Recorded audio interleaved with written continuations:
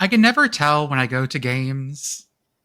I always get nervous because sometimes I'll see my fraternity there, like my old fraternity, and I'll like want to go and say hi and like give the handshake, but I feel it's super weird as being a 40-year-old. No, I think you should go do it. That doesn't strike me as. I mean, I don't know. I was actually just talking to somebody about this today. I was not in a fraternity or sorority, but I was part of the student radio station at Pitt, and like sometimes alumni would just show up and want to see what the station looked like after the fact. It's fine. Okay, but Go this do it. wasn't not my school.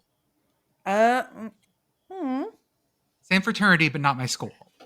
I don't speak Greek life. I have no answers for this. Because we have a secret handshake and everything. I also did not have Greek life. Am I the only Greek here? Man. I mean, I'm not going to count my business fraternity. Yeah, like we had a theater fraternity, but like we didn't have a house or anything. I think we had like a handshake, but it was something weird with the pinky and the ring finger. But whatever, I probably forgot it at this point. We had a whole set of mysteries. The best part was in our chapter book, some of the words were left out, and there was a separate card that you had to have to match it up, so that if someone stole the book, they wouldn't have like the secret mysteries of the fraternity. I understand that this is a fraternity with multiple chapters, but this is such Ivy League shit. This is very much not Ivy League shit. This is very Southern fraternity. Yeah. We were usually the highest GPA in the country. Because where we were, my fraternity was the banned Jewish computer science fraternity. And elsewhere, it is very much the football fraternity, which means whenever we were like going to nationals, it was a very weird set of circumstances. We definitely did not always vibe with the other national chapters, if you can imagine. But yeah, we had these like secret mysteries that we told, once you were initiated, you learned the secret mysteries of the founding. And there's a moment where, because it was founded in the South, there's a lot of Christian imagery, even though our chaplain was Muslim at the time. And there was this moment where basically we're supposed to behold the burning cross. Oh no! Which is supposed to be like, but it's supposed to be like Constantine saw the burning cross in the sky. Okay, but like, no. Right, yeah, like a lot of red like alarms going off, like, oh no, no, no, no. So it ended up being a lot of like, there's a burning cross, but not like that. Right. Yeah, so maybe next time I'll go and I'll give them the secret handshake and get a beer or something. Yeah. I mean, the worst thing that happens is no free beer. Which, is also fun. Yeah. Should we have a secret handshake?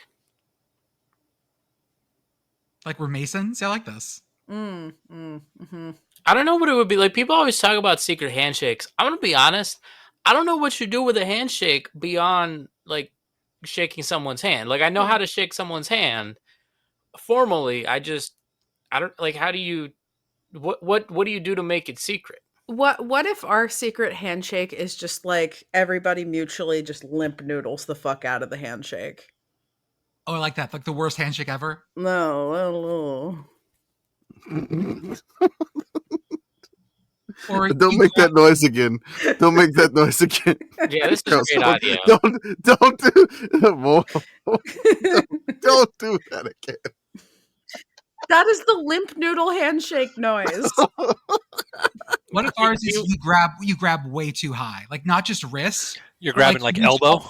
No, past it. Like you grab someone's upper arm, right? We shake shoulders. Uh-huh. Man, I just got my vaccines this weekend. I don't know if I want someone grabbing my upper arm. Like just grabbing your tricep, Mm-hmm. It's like, hey.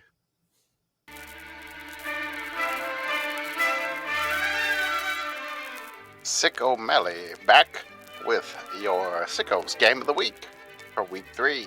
The Golden Gopher Gritters gallivanted out west to battle with the Bears in Berkeley. The Minnesota Merrymen, led by their nautical navigator, PJ Fleck, were 2-0 and rowed the boat cross-country to Cal for a dance after dark. The Golden Bears were led by the wily Wilcox and their fabulous farce signal caller, Jaron Kiwe Sagapulatelli. The game opened with a plethora of punts fighting for field position. Finally, the Bears broke through, first finding a terrific 22-yard toss to Tron Grizel down to the 3, and then a TD toss on the next play for a 7-0 lead. The Gophers gathered themselves and marched on a slow, steady, sweet 16-play, 69-yard drive to tie the tangle. Cal crossed the field in 43 seconds, connecting on a 45-yard field goal for a 10-7 halftime lead. The Gophers traversed the turf for a touchdown and a 14-10 lead, but the Bears battled back, taking the very next drive clear across the canvas, cashing in for a 6 count, and taking the lead back 17-14.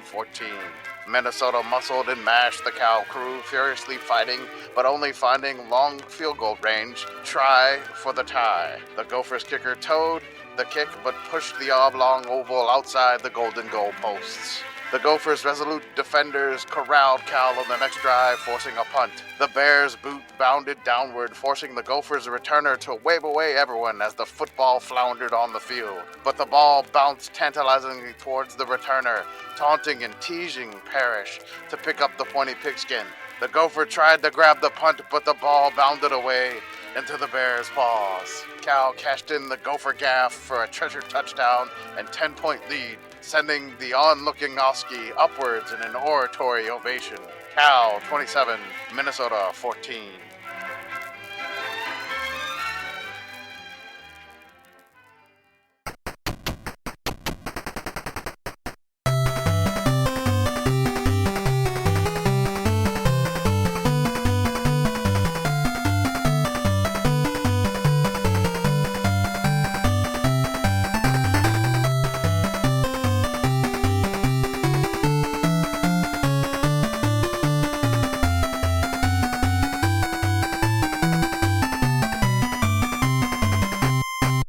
Welcome, everyone, to the Sickos Game podcast. This is our podcast for the evening of September 14th, 2025.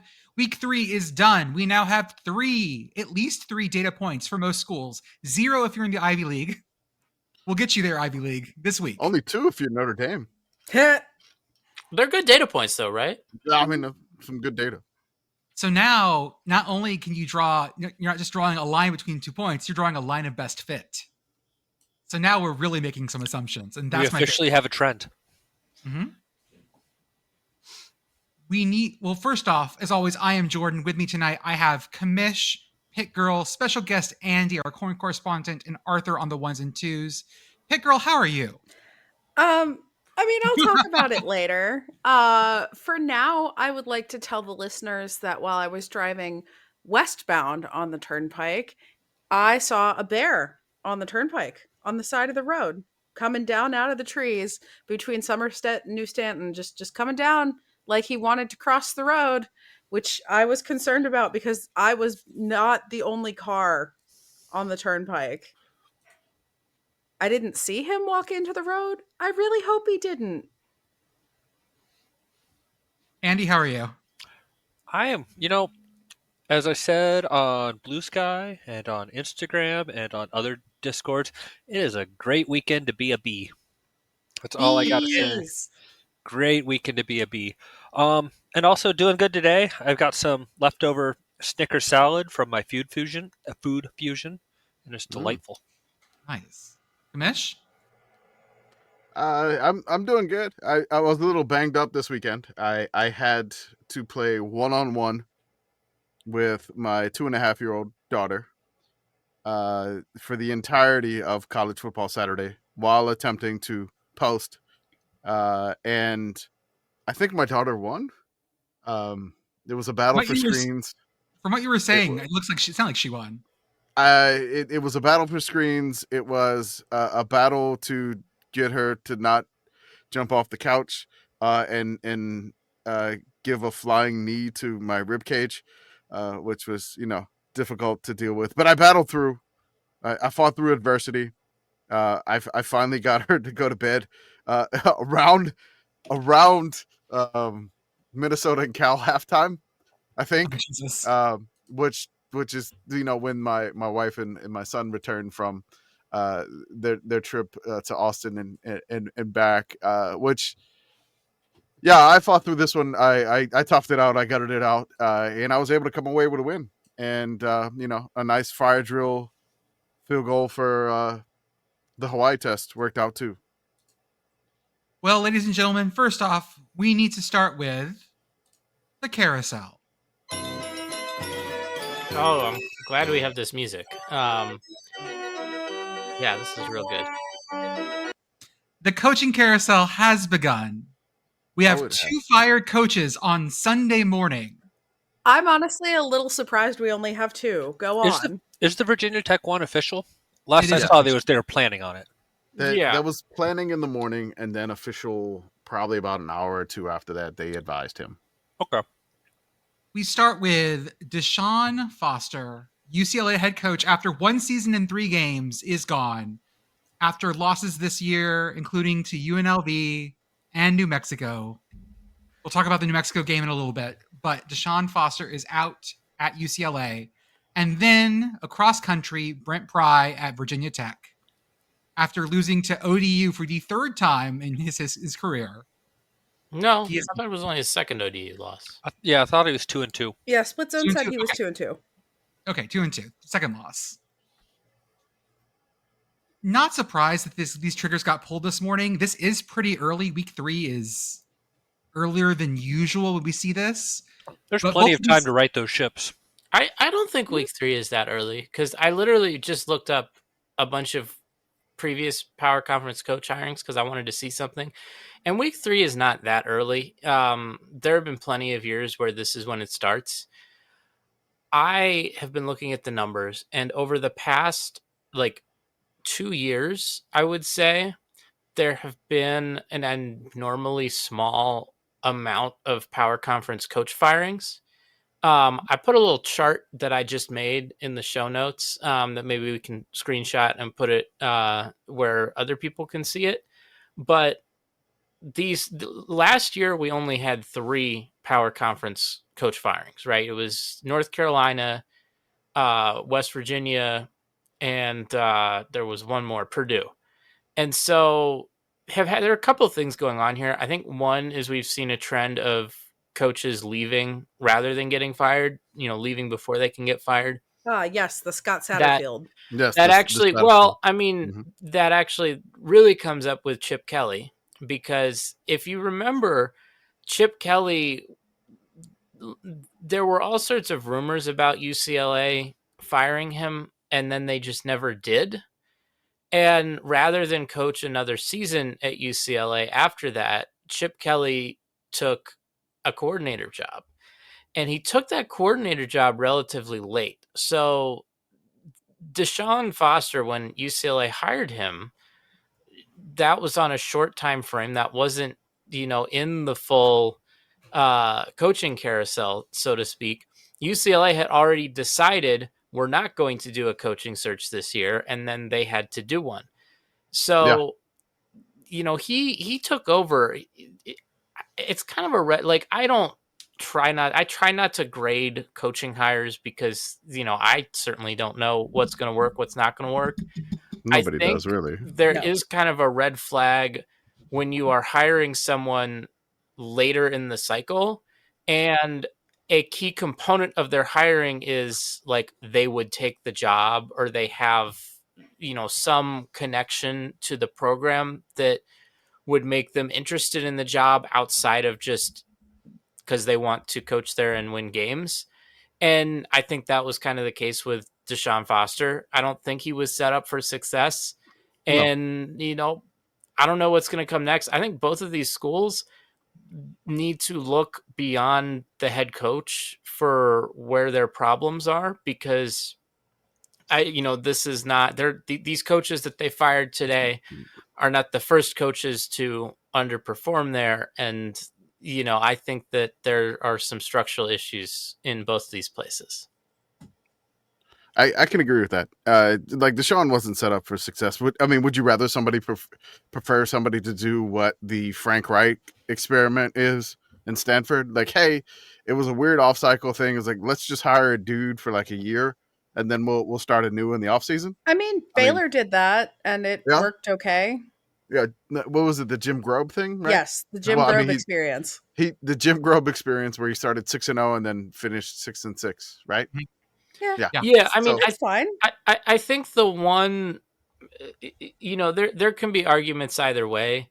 I think, a head coaching hire is such a big deal that, it might set you back if you have to wait for a whole year to pass before you actually make your real coaching hire, but maybe it gives you a better shot of actually getting that hire right. Mhm. So I don't know. I mean, I can't say which one is the better process. I mean, really what sucks is having an unexpected coaching vacancy in a time when not everybody's hiring coaches. But what I'm very worried about here is that both of these schools feel like schools that are going to sit on this for a while. And if you're going to get in early, you'd better like have some guidance here. Because if you're just going to sit on, I don't know. Hold up. Because if you're just going to sit on this and wait until like the end of the cycle anyways and just have the job open, then that's almost worse. Is it? I mean, did anything that these teams have done so far this season lead you to say we need more of this? Like, No. they I don't know. both were I playing would so have enjoyed poorly. seeing more Brent Pry, personally. Like the teams, you get to a point where your team is so bad that it doesn't really matter if you're not having a head coach partway through the season. I don't think the opportunity cost of moving on from these guys is too high in terms of the coaching. Now, in terms of the money, it could be. I don't know the details of the buyouts. I'm not a math person, but I think that when it comes to performance, I mean, these teams were already like, it couldn't get worse. You might as well have someone else do it. Maybe that inspires the players. Maybe that, shakes things up.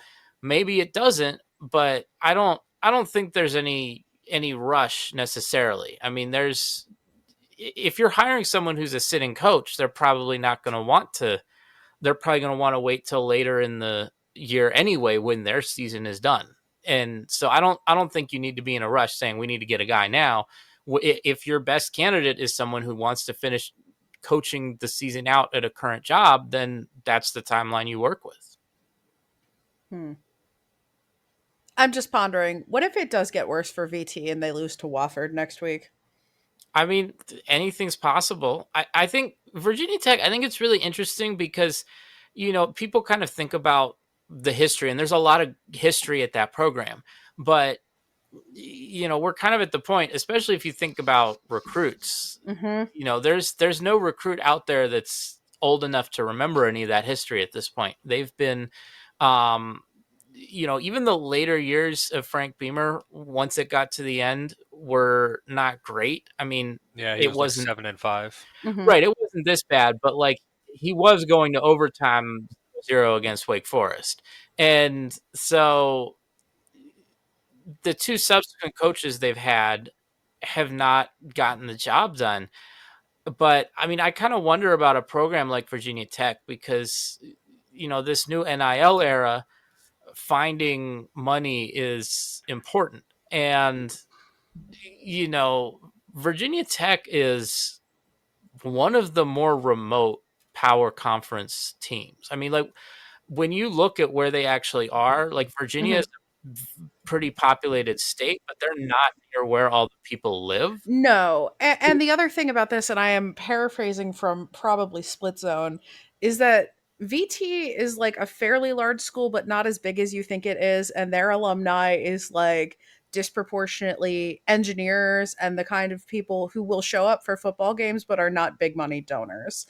And that in the NIL era, that also creates problems. Well, I think probably beyond that is they just don't. I mean, like, I go to a lot of Pitt games, so I see, like, for example, PNC is sponsoring Pitt. And PNC, if you don't know, is a large bank headquartered in Pittsburgh, right? Like, I don't have any illusions that PNC is, like, really invested in Pitt athletics. It's just, they share a city with them, so they're going to sponsor because it makes financial sense for them. And a school like Virginia Tech, where there's not a lot out right where they are, Okay. you're going to struggle with No, I mean, yeah, situations like you're in that. it's Virginia Tech needs some work. So same with UCLA. There's infrastructure issues there. There's things that need to be resolved, and I mean, we're not going to resolve it on the podcast here. Well, I think it's interesting. Yeah. UCLA is kind of the reverse, where there's too much stuff where they are. Like Virginia Tech, there's not a lot. UCLA, there's too much. They're not even the biggest college football team in their city. So I don't know. Like So we're what not I'm gonna get hearing into here coaches is that and we should take candidates, but VT and UCLA and mush them together, and then we might get a football team that has the things that it needs to have. maybe, yeah, go crazy. So let's go on to our games this week. We'll start with a couple out of order from what our ranking was, because I want to make sure that we get to everything. Plus, we might have Beth coming on later on to talk some brawl. So we're going to move some things around.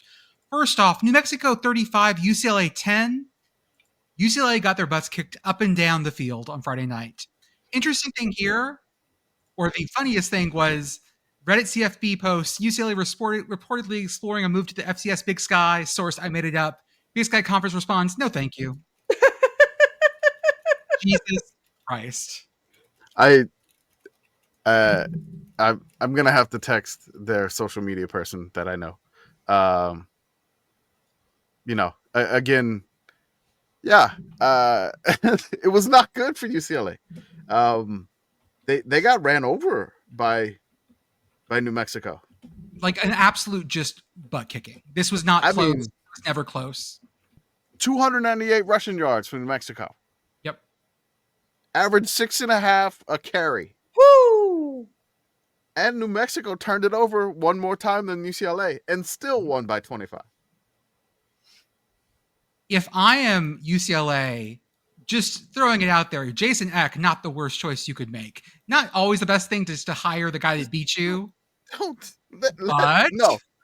don't do that. Let him stay. We're not doing this in Mexico again. Yeah, no. Bronco left after 1 year. Let it breathe. Let it become New Mexico. Okay. They can't be Arkansas State West. No, we don't need to do that. They lost they lost like so much last year. They did, and they can't. They're still around.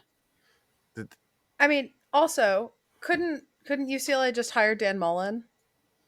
Another option. He also beat them. Yes, exactly. Who did UCLA play in week 1? I don't Utah. remember anymore. I don't think they're hiring. I don't think they're getting him. No, you don't think they're gonna get? No, I think he'll stay. Kyle Whittingham Is gonna die in that job. Yeah, I do like when there's a coaching opening and various reporters are like tweeting out just lists of like who could be considered, and it's just like honestly feels like they're just playing word association games. Like name as many coaches as you can. Go. Next game, ODU over Virginia Tech. This was 31-0 at one point. Yeah, the final score of this game is a lie. I did not see a lot of non-brawl football this weekend, but I did see some of this. And yeah. It's just not good. It was 31-0, and then VT made it 31-7. Then it was 38-7. And then like they traded points a bit in the fourth quarter when pretty much it was done. It was not ideal. I love how it comes full circle. Like Brent Pry's first game was a loss, getting stuck in the the elevator at ODU, and his last game is a loss at home against ODU. That was a week 1 game for him. Yeah. So wow. He comes full circle. ODU, the hokey killer. I know we have like an ODU fan in our Discord, so shout out to them. I'm sure they're living it up, and I mean, huge win for ODU. Just basically, I think some of our Virginia Tech fans that we follow, they were just like, man, it feels like rock bottom, and they said rock bottom is probably there's a layer of Hokie stone underneath at this point. So I was like, damn. This feels like rock bottom, but trust me, there is bottom beneath this Hokies. Yeah, you could lose to Wofford next week. The terrible Terriers are coming, baby. Speaking of terrible, Wofford is not having a good time this year either. When it happens, let it be noted that Pitt Girl said it first. So in our after dark spots, we had 2 Bay Area games that we were interested in. One was a conference game, one was not. Yep. Boston College loses to Stanford 30-20. I mean, they started this game at 10:30 p.m. their normal body clock time. Yeah. Mhm. Like this has got to be. I mean, like they played last week, like Eastern time. I know it was kind of late Eastern time, but they started like when they finished that game against Michigan State, they would have just been kicking off the game against Stanford. So I mean, this is a perk of the ACC, the travel, like 3,000 miles. I think this is the longest FBS road trip possible. Maybe Miami to Seattle, but this is one of the longest possible to ACC make. after bedtime. Yes. This is the wild thing about this was that they made Stanford look competitive, which has been a very difficult thing to do. Mm-hmm. And Boston College managed to make it look that way. And I don't want to throw out the body clock explanation because that's an excuse. But I can bet that going cross country that direction isn't super pleasant. Now, UNC gets to do this in a couple weeks. This should be fun for them. What I want to say is BC last year, right, when they were like grinding people to death, they could run the ball, right? Mm-hmm. They were able to run the ball. Against Stanford, they ran the ball 56 times for 23 yards, 2.4 yards in attempt. God. So I mean, they threw for 333, but they turned the ball over 3 times. Just if you were going to have something go wrong on the West Coast, this is basically the recipe for it. And BC had something go wrong on the West Coast. I mean, my takeaway from this game is that I think that people were too negative about Stanford, right? I feel this way a lot about a lot of teams that people want to just write off, be like, oh, they're really bad, they're not going to win again, and then like, oh, they win a game because they're still a football team, they're still going to compete. We might not think a lot about them. You might think that they're bad, but there's still lots of people in that locker room that even if they might not have aspirations about making the playoff or winning a conference, they're still going to go out there. They're still going to compete. And, I think that any given, well, I guess the remark that people like to say is any given Sunday, but hey, any given Saturday in college football. Arthur, are you saying that nobody believed in Stanford? I really don't think people did. I mean, based on what people were saying here, yeah, people were. I've heard a lot of people saying them off. They're not good, and yeah, they might not be great, but they're still out here. You can't write off the comeback kid in Frank Reich. Yeah, extend Frank Reich. The one that really gets me is when people start looking at a schedule and being like, oh, I don't see a win here. I don't think they're gonna to me. It's just too negative. You know what I mean? Like I'm fine with looking at a schedule being like, oh, like they could win a lot of games. To me, it just feels mean to look at a schedule and be like, oh, they're not going to win. Cause like, that's not what I'm not rooting for that. It's fun when it's like rooting for a team to make a bowl game. Mm-hmm. I don't know. I don't enjoy trying to put a team like UCLA is a team that people are going to be saying like, oh, I don't see a win on this. And you're like, yeah, I mean, they might not, but it's not something I'm rooting for. It's not a scenario I'm like, oh, watch them go winlet. Like, no, like there are real people there, Okay. Arthur's got some passion coming through this week. I mean, he's hyped after this week. Arthur's on one. To the next one on the West Coast. On the West Coast as well, Cal 27, Minnesota 14. This game ended up being a banger. It was a lot of fun. We got to see Oski jumping up and down very excitedly. That was the only thing I saw from this game. The Oski touchdown I'm going to celebration. say the way that Oski was jumping, I think we have a female Oski this year. Oh. I think Are you okay? it was a cheerleading jump. It was very cheerleading-esque. Like there's some cheerleading experience. And no, I can't say yes or no, but there was. Oski's this just is great. excited. I There love are this. male cheerleaders. There are That's- male cheerleaders, but yeah, Jordan wants to say that. I'm not willing to say yes or no. We can watch the video. I linked the video.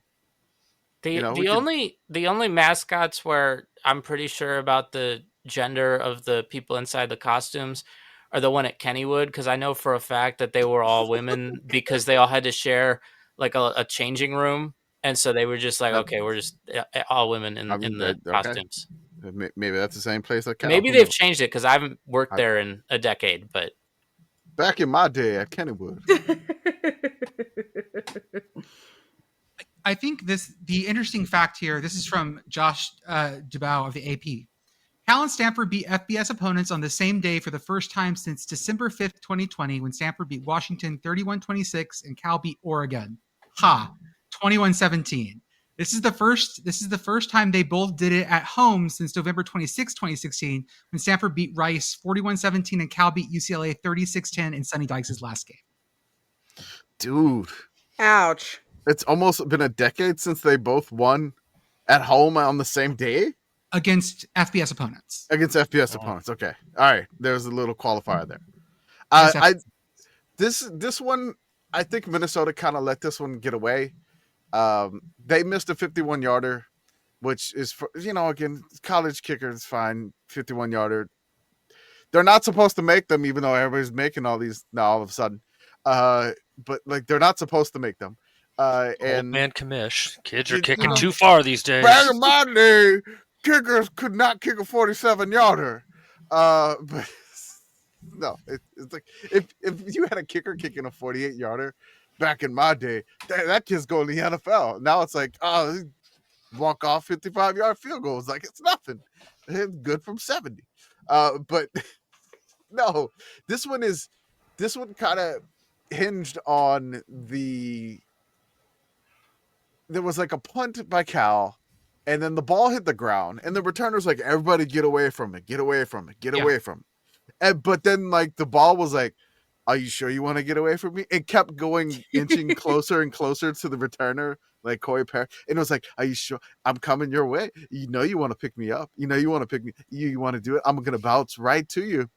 But then he goes to get it, and it takes a funny hop the other way. And then Cal gets it, and then gets the touchdown to make it a 2-possession game. And we got the Oski cheer. I feel like the football cursed that player. Like that football was so mean. It was so mean to the Gophers. It was just like, he's like, everybody get away. And the ball was like, I'm coming to you. I'm coming. You know you want to pick me up. You know you do. You got to pick me up. I'll be right in your hands. It's fine. You can pick me up. It'll be safe to reach down and grab me. Oh, fooled you. Now it's Cal's ball. Are you telling me that this football is a cat? Oski had lasers on the football and making the football jump with the Oski laser eyes. I was thinking more like this cat, the cat is like walking towards you and it's like rubbing on your legs and it rolls over and it's showing you its belly and it really looks like it wants you to rub its belly, and then you put your hand down and it's immediately like, no! Ah!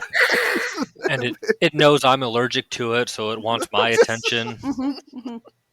That's what this football did. This is so messed up. I feel bad for that returner. So bad.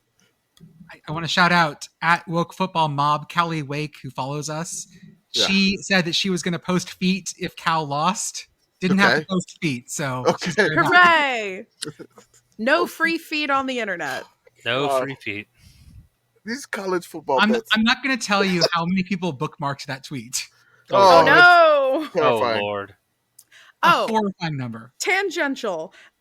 Folks who have followed me for a while and who have followed Pitt Internet more broadly for a while may remember the March Madness incident in which a Iowa State fan named Cyclone Larry promised that he would tase his balls if they lost to Pitt, and then did not follow through. Found out that while I was in Pittsburgh this weekend, that a friend of the show knows somebody who knows somebody who knows Cyclone Larry. And yes, I did ask him to text the person who knows Cyclone Larry and ask him to follow up on his promise. I have not heard back. Man, people gotta stop. Like, I know they're doing it for attention. We've People learned gotta that if people do this, if you don't follow through with it, Florida State went into a hole last year because of this, because he refused to eat shit. And so I would simply not promise to eat shit. I would That's a whole other if you make a bet that you would be willing to pay off. Like, I mean, it's gonna suck for you, but make a bet, like the Oregon State fan that just made a bet if they lost to Texas Tech, and Texas Tech said they'll bring they'll supply the tortillas. Yeah, for his shit burrito, yes. Yes. Don't do that. I mean, these people, they want attention. They get attention. I don't know, man. We got to stop giving these people attention. Well, we don't. It's just there on the internet. You got to have a filter where something is too ridiculous that you're like, okay, no, I'm not gonna participate in that. I mean, we don't participate in it. So yes. Next up, Mitsu 14, Nevada 13. This game ended up being closer than we thought it was going to be. Nevada had all the numbers here, but Mitsu had the grit and determination. I have no idea how Mitsu won this game. I was watching. This is one where, you know, I'm trying to watch this on the app on my phone, and I have the 2-year-old jumping all over me. This was a Mountain West app game, but this was a Mountain West app game. So I'm watching this and I'm like, okay. And then I see like they put video clips and I can keep up with that too. And I mean, Nevada gets all their points in the second quarter. It's 13-0. And then, you know, it's like nothing's really happening. Nobody's doing anything whatsoever. Nothing happens in the third quarter. Then what happens is in the third drive in the fourth quarter, Nevada throws an interception, and Middle Tennessee gets it at their own 40. So then Middle Tennessee takes that interception, drives down, gets a touchdown, not 13-7. Nevada drives down, and they go all the way, and they miss a 41-yard field goal to make this 16-7. And then Middle Tennessee goes 11 plays, 76 yards in a minute 54, scores with 21 seconds left to win the game. All Middle Tennessee's points were in the fourth quarter with like less than 6 minutes remaining. And they steal one from Reno, man. This was great. Both of these teams had over 350 yards of total offense and came up with 14 and 13 points respectively. Like, that is just doing so little with so much. A game that came down to it. UAB 31, Akron 28. Greg Sankey, I hope you were watching. I really do hope that somebody Clockwork Orange Greg Sankey into watching every second of this because he deserved to see it. I mean, it was a banger. You should have watched the whole thing. Mm-hmm. It was great. we're like, is Akron going to score any points? First play from scrimmage, 75-yard touchdown, Akron. Let's go. Their first points of the year, mind you. An abundance of points. Yes. No longer the zip. Then their next drive, they're up 14-7. They scored 2 touchdowns in succession to open it, and we're like, oh my God, this is nuts. Joe Moorhead's figured it out. He's figured it out. And they were, man, it was back and forth. I mean, Akron put up 441 yards. I'm really worried. So much. I'm really worried about UAB's defense. I mean, we're worried about UAB total, but once again, Trent Dilfer has been hanging on for dear life. Yeah, Trent Dilfer, not the first guy fired this season. No. I would have lost all my money in Vegas on that bet. They're gonna ride out this whole season with him because the buyout. I think the buyout's like $4 million now. At the end of the season, it's like $2 million. Yeah, UAB doesn't have mid-season coach firing money. I don't think UAB's got mid-season coach firing money. But you know, again, what Trent Dilfer's doing is just like he's doing just enough not to get fired. was like, hey, Is Trent for quiet quitting? He's worked to contract. I am under contract to go to these games. I have gotta to go play them. here. I'm just here so I don't get fined. I'm wearing my UAB sweater, and I have the arm. He has the wristband with plays on his arm, like he was the quarterback. Mhm. Like when he would play for the Buccaneers and the Ravens and stuff, he had the plays on that, and he's coaching with that on. Like he's coaching, normally you got like the Waffle House menu play sheet or whatever. Jimbo had his binder. Like Trent Dilfer's got all his plays on his sleeve. So right now, UAB beat Alabama State by 10. Yeah, Lost to Navy 52-42. Lost to Navy 38-24, and then beat Akron 31-28. Yeah, Now, there's do some you know where wins. UAB is going next week? I don't. Where are they going? Lucky Top. Oh my god. So we just ignore that. Like that's not going to count. Okay. But I mean, he's got some potential winnable games left, Yes, but not many. Because he's got Army, he's got FAU maybe. I don't know. I mean, Army maybe. Yeah, which Army shows up? Army's being Do weird. we know how much money UAB is getting for that game? Let's see. They're and hosting. how That's a conference game. No. No, for when they no. go to Rocky No, Top. to go to Rocky. Oh, I don't know. I was just saying. I just want to compare that to his buyout to see One like point- when 1.65 UAB gets million. killed. 1.65 million. So like 40%. they gotta get the buyout from Tennessee before they get fired. Okay, Yeah, so we need that direct You gotta deposit. prioritize your cash flow. Yeah. we're not liquid. We need more liquid here, okay? Our liquidity's messed up. Could you volunteer to pay it a week in advance? No. Come on, man. You're trying to balance out the Blazers' bank account. Louisiana Tech 49, New Mexico State 14. New Mexico State, this isn't going to be their year. That's fine. Louisiana Tech, They're still 2-1. Yeah, No, why I you gotta write them off? because okay, never mind. Just let it. Again, you can have a bad game. It was 27-14, and then they gave up 22 in the fourth. Like the wheels fell off. It's yeah, fine. that happens sometimes. It's okay. It happens sometimes. On a road game, like they weren't having anything going their way. They fought to make it 27-14, and then the wheels completely fell off in the fourth. So, I mean, it happens. Bad things can happen in wrestling. I know. Arizona 23, Kansas State 17. It's a non-conference game, so nothing matters, except it kind of does. It's so funny that this was a non-conference game and the Ireland game was a conference game. So this was scheduled like before Arizona was like, yeah, we're in the Big 12 now. Mm-hmm. So this was a series scheduled before they even joined together. And they're like, we'll just keep it on the schedule. Why not? It's hard to do that. But yeah, I have opinions on K-State's offense. Okay. Like I watched this Your game. opinions. I'm not a fan of it. I mean, if you are a fan of K-State's current offense, sound off in the comments. I was seeing things that I'm like, okay, they're gonna try to do this, and the defense was the same page. Like I don't know if the play calling is just so incredibly predictable. K-State fans yell at me if that's the case, but like I can see they're trying to develop the quarterback or whatever and get him to, stay in the pocket, not run too much now.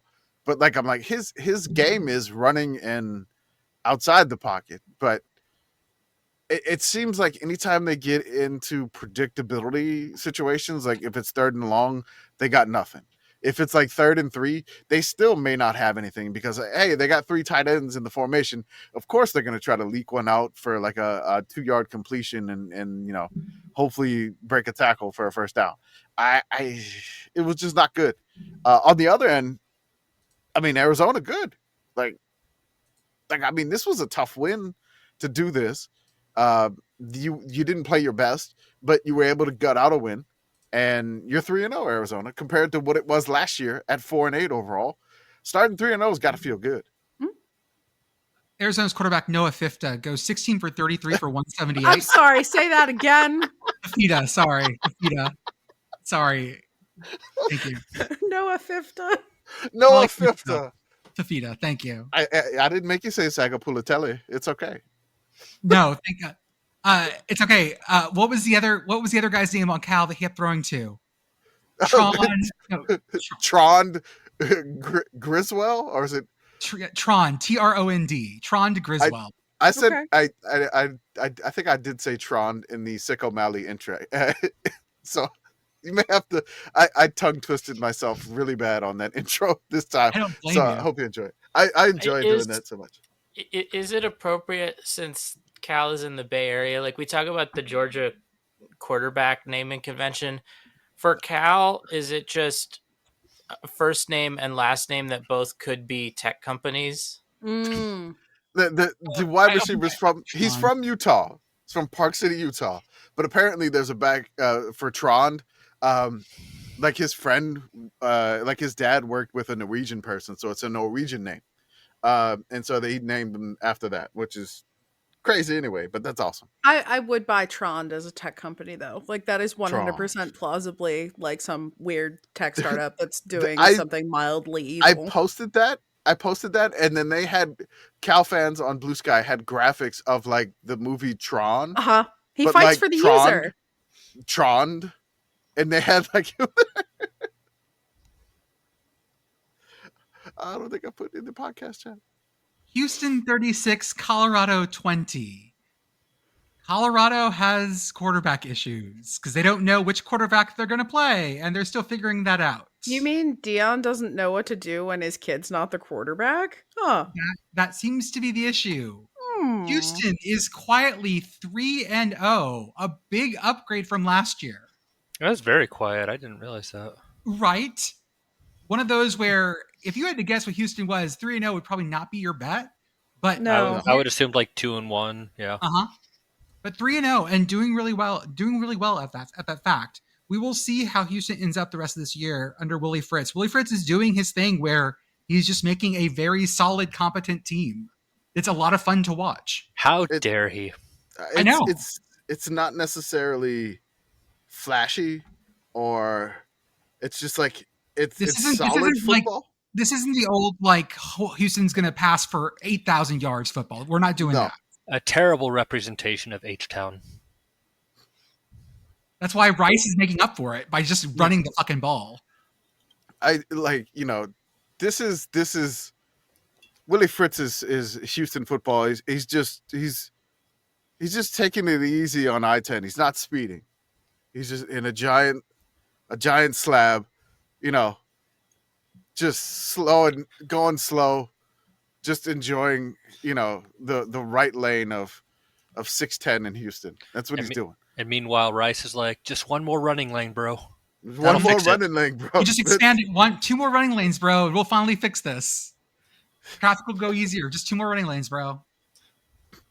Now, I want to skip around a little bit here because I think my team's figured it out. I think that the quarterback play was way better. I think that he stood up to pretty good offense. And I'm talking about hasn't played yet. My North Texas Mean Green. Oh boy, we get some more music. You want to talk about a team based out of Texas that's quietly 3-0? So Jordan, I saw where you were going with this the whole time, but the music, I did not expect to get like eagle screech. It's loud, sorry. Do they use that sound effect in the stadium? They don't. I wish they did. They do. I know. They did have so I was at this game, listeners, and they did have as one of the field goal distractions, the eagle with the holster from the graphic. They were using the desert shit that Wazzu put up everywhere. Like That's very funny. Their little like kids area, they had like desert games. There were little cactuses you could win, little plush cactuses and shit like that. They were having an absolute blast with it. This game, guys, was a blast. Let me get the final score here to make sure I don't miss it. It was 49-10, I believe? No, yes, 59-10. You shortchanged them. Sorry. Shortchanged them. This was an absolute beating. Wazoo with 5 turnovers in the first half, including 3 interceptions. That's bad, y'all. Yeah, don't do that. When I heard that listening to the hurry up on my drive back today, I just started having war flashbacks to the time that Pitt fumbled 5 times in the first quarter against GT. Mhm. I am sorry that this happened to you, Wazoo, but it is tremendous content. I mean, at least they're not the only team this week with 5 turnovers. Hey! Hey. I was sitting next to folks from the Spokane newspaper Huh? who knew who we were, Oh! Ooh. Hi, Spokane newspaper! Hi, Spokane. and the dude actually lives in Pullman and covers Wazoo football. Wow. I gave him a sticker. He was super excited to meet me, as were a bunch of other people. I got to see a bunch of our fans, including Meredith, who's one of our big fans on Blue Sky, who does weather stuff. Got to meet Ooh. Meredith, it was awesome to meet you and chat. And yeah, this was just an absolute butt kicking from the start to the end. There was no sort of question about this. And even the Wazoo crowd that was there were like peeling out by the end of the beginning of the fourth quarter. They went back to the tailgate because they were just like, we're not doing this. Butch T. Cougar showed up. Butch was wearing for the second half his smoker's vest. Shiny smoker's vest, which is a lot of fun. And yeah, this was a great game to go to. I enjoyed it a ton. I got to see, apparently they're not the only ones that do this, but North Texas's media guide has their own personal scoregami guide in it. Ooh. Just for North Texas games. And then when I posted that, a bunch of other schools were like, we got Bowling Green sending us stuff being like, we have one too. And UCF, we're like, we have one too. So you're all cool. Everyone's cool. Everyone's It's cool. That's fine. awesome. So people Well, are you doing gotta let us come. You gotta let us come, and we'll take a copy of that ourselves.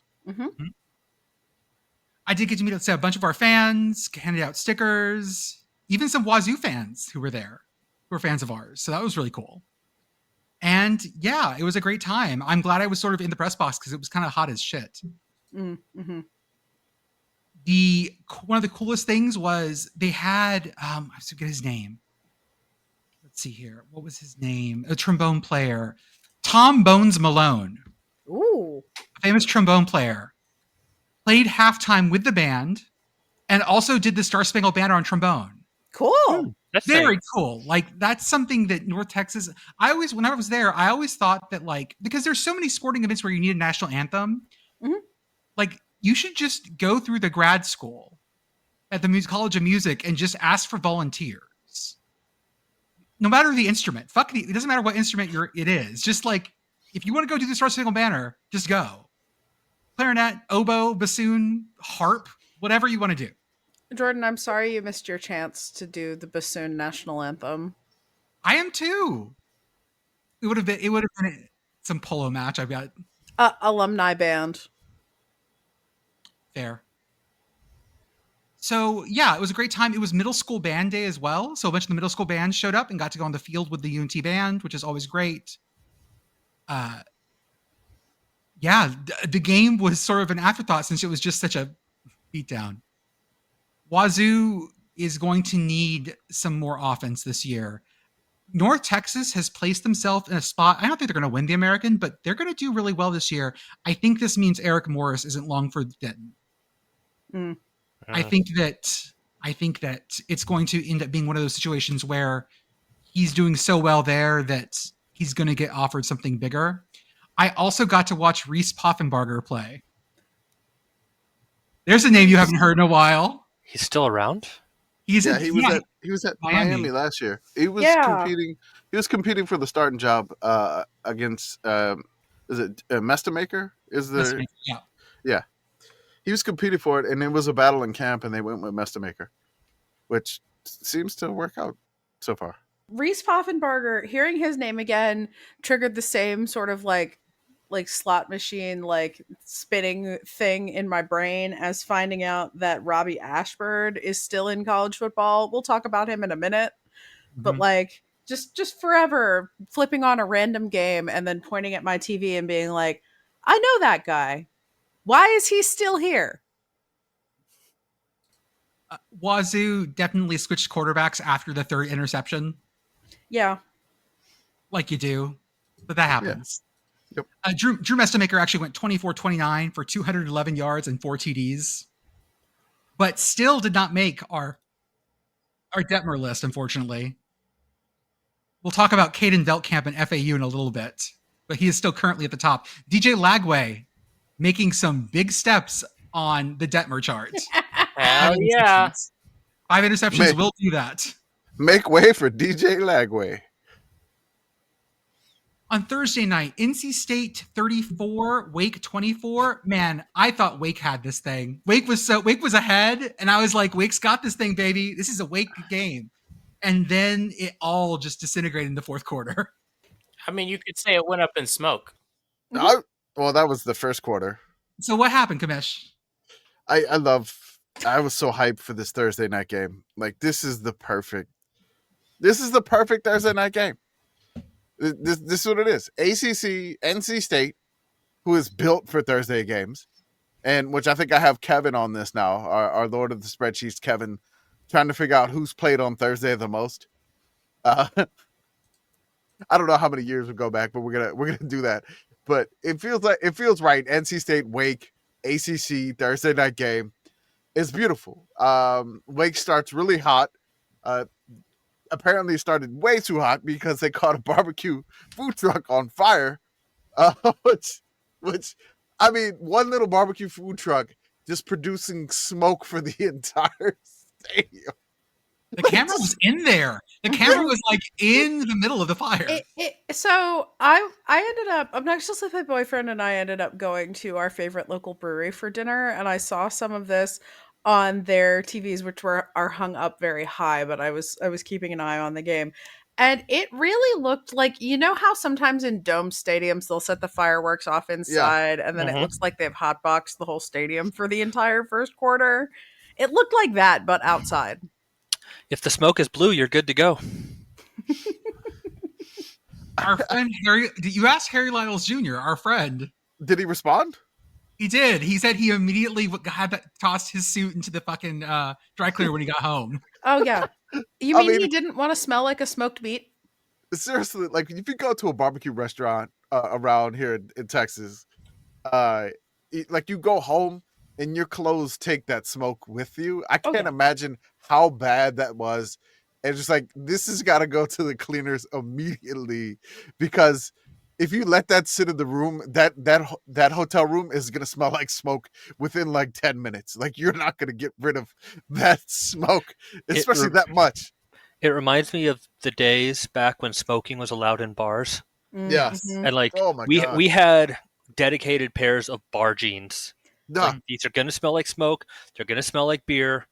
Bar jeans.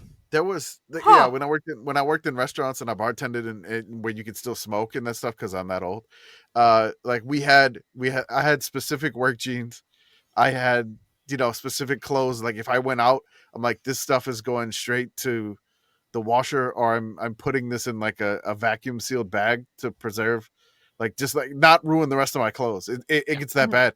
I saw like Harry Lyles doing that. Yeah, I would definitely do that, because oh man, I can't imagine.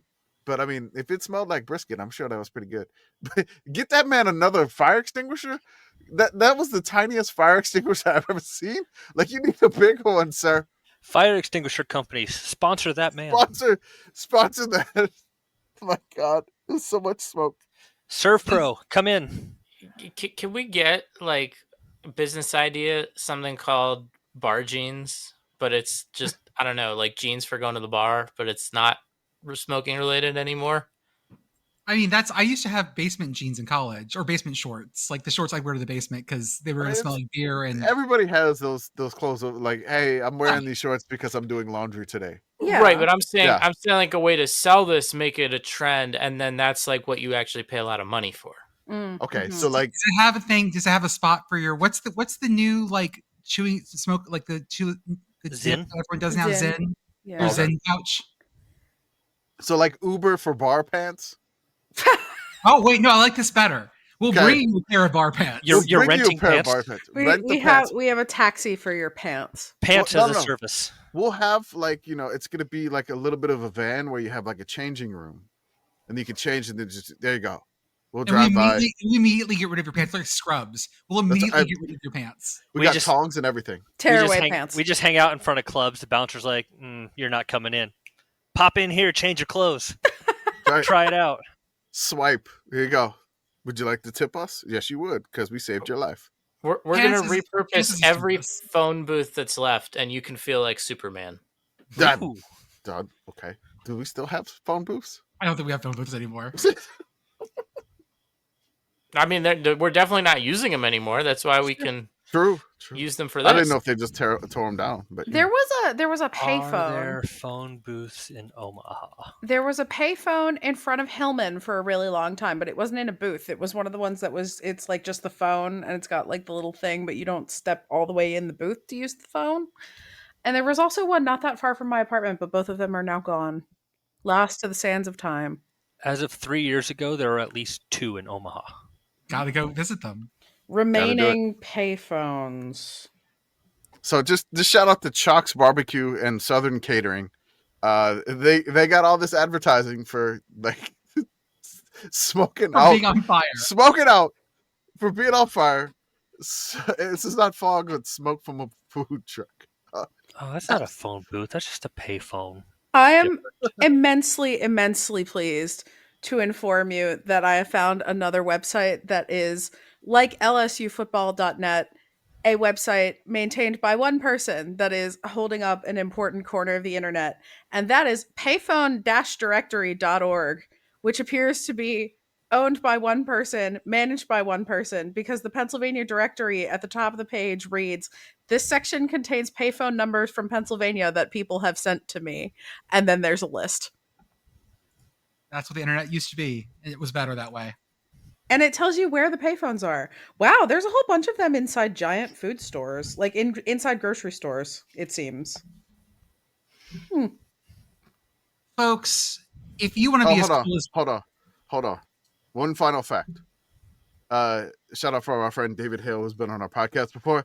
This game began with a food truck on fire and ends with an umpire being hit just outside the junk with a 4th down throw. What a tremendous night. What a tremendous night of ACC football. Yeah, Wake, I am sorry, but the ref is not an eligible receiver, and gotta his make that nuts call. certainly are not. he got his hands down. He got his hands down fast enough. Just Thank in God. time. Head on a swivel, ref. Folks, if you want to be as cool as we are, and I know you do, you should wear things from our official and exclusive apparel brand, Home Field Apparel. Pitt Girl is wearing a Pepperdine shirt. I see a Mizzou shirt.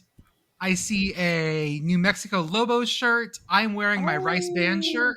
Ow, ow, ow. We get your coach fired. Oh. Go to Home Field Apparel, buy their fun stuff. This week, what are the big games coming up? I don't know. We'll talk about that on Tuesday. That is a Okay. Tuesday problem, my Yeah, friend. that's a Tuesday problem. I mean, there's ULM at UTEP. Get yourself But, some UTEP gear. I mean, it's Some nice. Miners gear. Miners gear is good. Yeah, Very that good. one Miners one, like the retro font. I want Mhm. that one so bad. It's very Oh, look, good. and Beth is wearing a UTSA shirt. Meep, meep. Hey, Meep, meep in it. Join our beehive for our Sickos synopsis, our shot summary, and our weekly food fusions. Use code.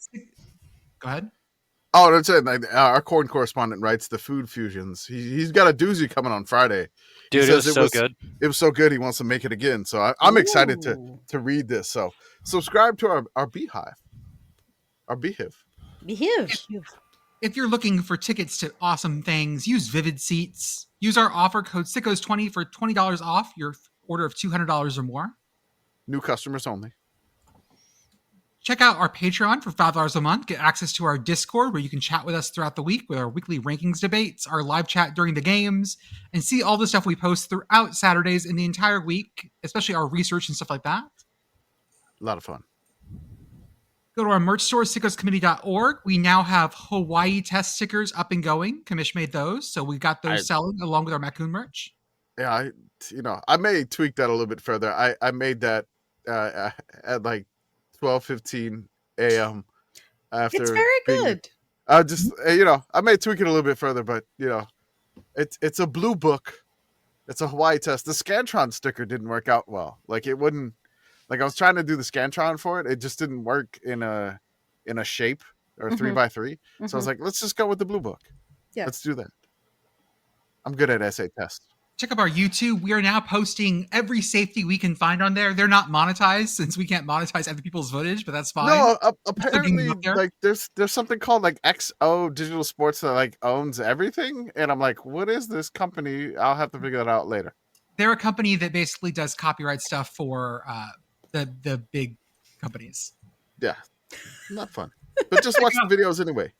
Podcat is extremely excited about safeties as as he is currently between Beth and the mic. Check out our YouTube, our Instagram, our Twitch. Shout out to Message Board Geniuses podcast. They go to places we refuse to go. And every Saturday, listen to the College Football Blitz on the Varsity app. It is college football red zone for 12 hours a day. It's how I got through my Saturday because I was driving a bunch. It is the best way to consume college football when you're out and about. They go to all the games, including cutting to UAB Akron because I harassed Stephen Hartzell to do it. Bullying works. It's all right. It's right across from SEC headquarters. Maybe Greg Sankey was listening to it on the Blitz. Okay. Now that Beth is here, I'm going to move up the brawl. Let's talk Hi, about Beth. Let's talk about the most backyard brawl of them all. Pitt Girl, Let's would you like talk to start? about brawl, baby. Let's talk about you and me. Oh God, Let's talk about Rich Rod. No. Where do I even start here? Let's talk about Rich Rod and switching QBs. So I think Let's talk about the brawl. Listen, we have an n+1 quarterback system. And that's a perfectly reasonable thing to have. You know what they say? If you don't have 5 quarterbacks, you don't have a quarterback. I mean, I guess. I don't know. Were all the quarterbacks coming in on the PRT? Like they were just like one just get up. after another. It was like, hey, I'm here, coach. Literal Get clown in the car game. quarterbacks. Get in the game. It reminded me of, like, if you're familiar with modern Formula One, where you have 3 compounds of tire, and it does. You can go into a race, be like, yeah, the medium tire is the best tire. That's the one we want to run with. It doesn't matter. By rule, you have to run another tire. Like you can't just run one compound. You have to run another one. So it felt like they got to the second half and they were like, we got to run the other quarterback to get that out of the way here. Oh shit! It's raining. Bring out the softs. Yeah, like we gotta. It's like one of those because sometimes you'll be watching bring a out race. the interception one. Yeah, like you'll know, like the teams will know. Okay, this tire, it's not gonna it's gonna fall apart. It's not gonna do well. But we just have to run it once. We gotta use it. You know, the sponsor says we gotta use it. So that's what this felt like. Just was there any like watching that game? If I was like, yeah, which team's quarterback is not playing well? Which team's quarterback, hey, maybe they've tried someone else. I don't even think I would have gone with West Virginia, especially in the first half. But and the thing that is also insane about this is that, well, Eli Holstein is extremely frustrating because when he is playing well, it looks really good, and when he is playing poorly, we get whatever the fuck the last play of overtime was. What was that? It was a celebration of the possibilities of what might be. Did we think that the tight end was 30 feet tall? I mean, that overthrow was he? I was listening to the Pitt radio call at this point. Oh god. And it was just like, huh. I had my dad is sitting next to me. Yeah. And that happened, we're all like yelling, and like he reaches back to throw, the ball starts to move, and I hear like a quarter second before all of our eyes are turning. I guess Dad was already trained out, and Dad just goes, "Huh, well, that's a thing you could do." Yeah, also the box score here is a little bit crazy because you read I was surprised reading the stat line. Holstein, 22 for 37, 303, 1 touchdown, 1 interception, which is obviously not great, but not as bad as I felt about it. No, that right there is an absolute lie. Yeah. Yeah. Yeah. Although that interception felt like 9 interceptions. And it's the That same. was- It was almost exactly the same as the bad one that he had last week against Central Michigan. I hate it here. Also, without Des Reed, our offense is so bad, and I'm scared. I'm scared. Help. Can I offer you a balm to your soul in this moment? Maybe. I will ask you the same question we asked my father in the tent after the game. Okay. What did we learn about these teams? Nothing. Nothing. We learned nothing. There's nothing. This told me nothing about either one of these teams. We were like, wow, maybe you're better than you think. I'm like, no, we're exactly what we thought we were. I learned nothing. That's like, I've seen this game before. I've seen 30 fucking years of this game. And Beth, you were saying that West Virginia fans were filing out? Yes. Oh yeah, no, I got to chant. It wasn't as mass exidy as it was at Pitt. Mm-hmm. Like, because you guys were there for that. We probably lost. And it was mostly in like the season ticket areas. Mhm. Like the people were like, well, gotta beat traffic. Yeah. The students for the most part stayed. The people in like the middly seats stayed. It was a bunch of people in the expensive seats that filed up. But even so, I don't think we went down more than about, what do you figure, Pitt Girl, like 8 or 9%? Yeah, no, it was enough in the sections around where they put the Pitt away allocation, which was slightly different than where they put the Pitt away allocation a couple years ago. Yeah, you guys weren't on the same side as me this time. It was very No, cool. because they put us in all four corners the last time. This Yeah. time, I think because kick was at 3:30, rather than splitting us out so we couldn't cheer, become loud, it was, you're all gonna go bake on the away side. So we did go bake on the away side.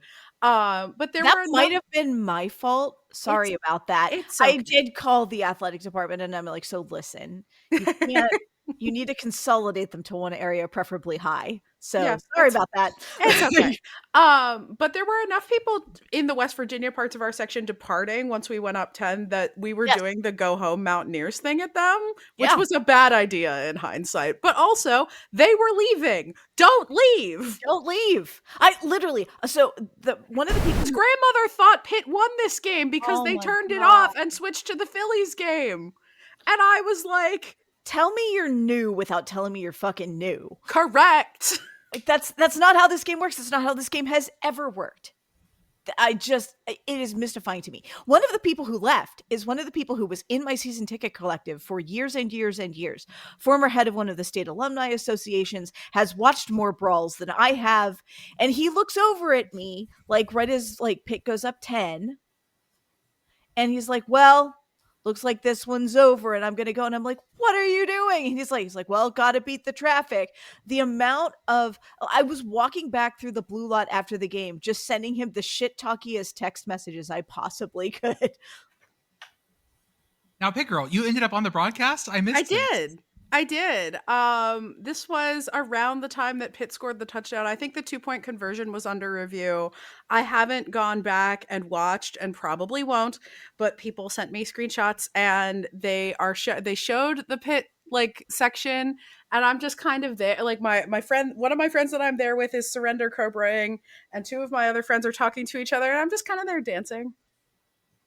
All This vibes. is wonderful.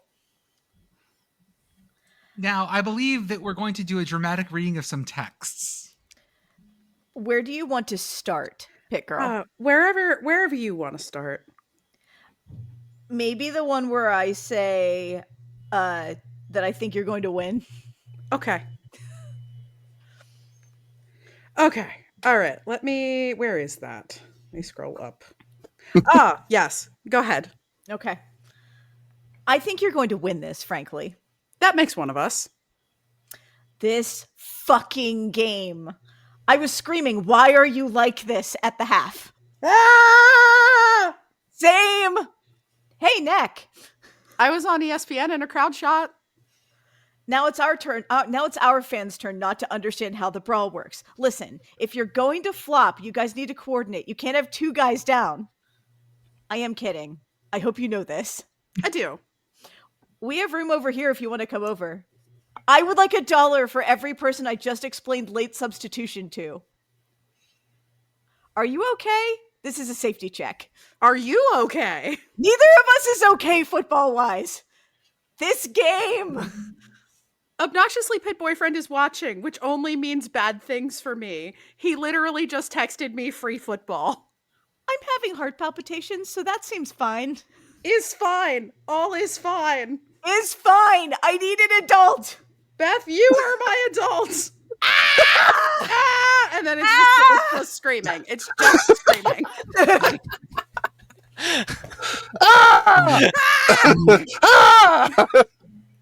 It's just the goat. I put a text effect on one of the screaming where the A's like make themselves bigger.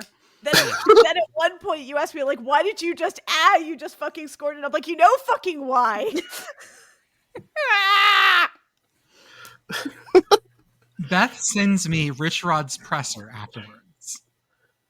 And I need to do a quote here from Rich Rod.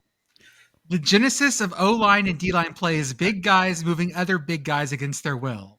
And the bigger the guys moving the other guys against their will, the better off they are. Art. He then described one of his players as 5 pounds. Wait, a cheeseburger short. Away. Yeah, a cheeseburger away of 300 pounds. Yes, of 350. And then his other two guys who were 2 hamburgers away from 340. And then explained that he had approximately on the play that West Virginia scored the touchdown in overtime, they used the jumbo package, which includes 9 offensive linemen. Yes. I mean, what was that formation? It looked like a weird. We're watching it and I'm like, this is odd. This is, I mean, oh man, that formation was just, I swear it was 7 across the line, and then there was like 2, there was like a halfback offensive lineman. It was like O lineman, fullback, O lineman, and then like another. I don't even know if that was a legal formation. It was. I have no idea. It was barely. Yeah, it was. Because none of them had to report as receivers, but yeah, it was a bonkers package. And then he described that formation as, we've got about a half ton of meat out there. Like, I want to see them go further. I want to see them get an offensive formation with 11 linemen. Just direct snap to one of them. I did get several more good videos of the punt flag for you, Commish. It was a windier day. Nice. So, did you enjoy our punt flag? I did. Pitt Girl? I did. I think I finally figured out why they do the punt flag that way, because I stared at it the whole way through the first game, because it does not make sense, because the punt flag is out specifically only when West Virginia is on offense. Yeah. And then they take it down when you get into field goal range. Yeah. It's probably away. Just like punt team, pay attention. Yes. You know. And then you can stop paying attention. I found the West Virginia formation. It had 9 offensive linemen. Yeah. 9. 2, 3, 4, 5, 6, 7, 8, 9. Yeah. This was. And they were in the shotgun. Like he wasn't under center. Yeah. He was in the shotgun. Oh, it's super stupid. Like, and I blame Pitt not at all for West Virginia scoring from this formation, because what the hell are you going to do? What do you do with that? What's the plan? I love it. It can't be like, well, we definitely schemed for this thing that I've never seen anyone do, much less us. I will say there was one point in it was early in the second quarter when we were running very up tempo, and I had the thought watching, I was like, wow, we look like West Virginia again. And then it was like I had immediate hives. Like, oh God. Yeah, so anyway, this isn't happening again until 2029. And I'm not sure how I feel about that. Right now, probably better. But next year, I'm going to be sad. Yeah. Yeah. But after that, they extended another 4 years. Yes. So you got another 3 years 8 years on, 8 years off. Oh, wait, no, the other way. The other way. Yeah. So we'll be back in Pittsburgh in 4 years, and Beth and I can continue to scream then. Yeah. I'll make more banana bread. The banana bread was so good. It was so good. Also, the chili, very good. Thank Jordan for Tailgate with Beth if you get the chance, folks. Other games we need to talk about. Tulane beats Duke 34-27, leading to Tulane receiving points. Not ranked yet. Votes. Receiving votes. Receiving votes. We did Never get seen me. Georgia Tech. We did get Georgia Tech ranked. We did get Vanderbilt ranked, but Tulane didn't That's make good. it. We'll get it.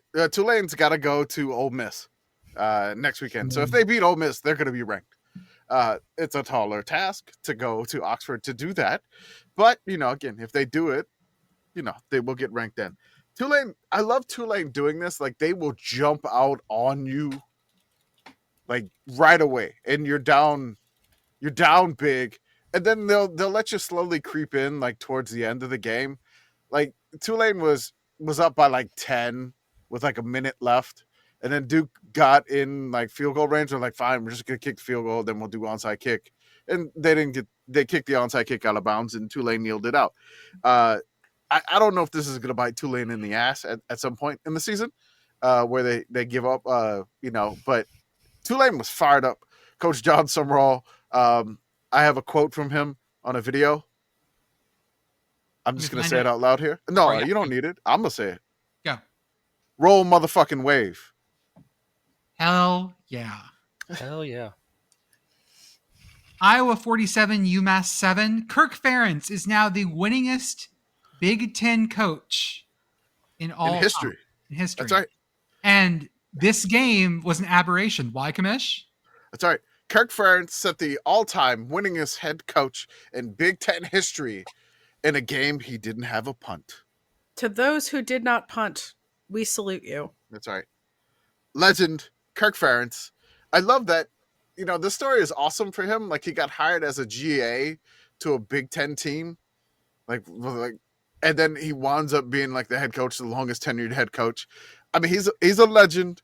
I know that it's like, oh, we make fun of Iowa's offense or whatever. They put up 47 on UMass, which is nice. Yeah, they set records today. They scored 20 points in the first quarter for the first time since 2016. I mean, like, the Hawkeyes were on fire, but this is a brand of football that nobody really plays anymore, and he's kind of the only one that can still make it work.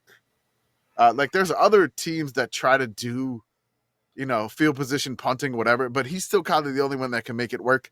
And, I mean, legendary record holder now. I mean, if you've been an Iowa fan for my entire life, you've known 2 head coaches.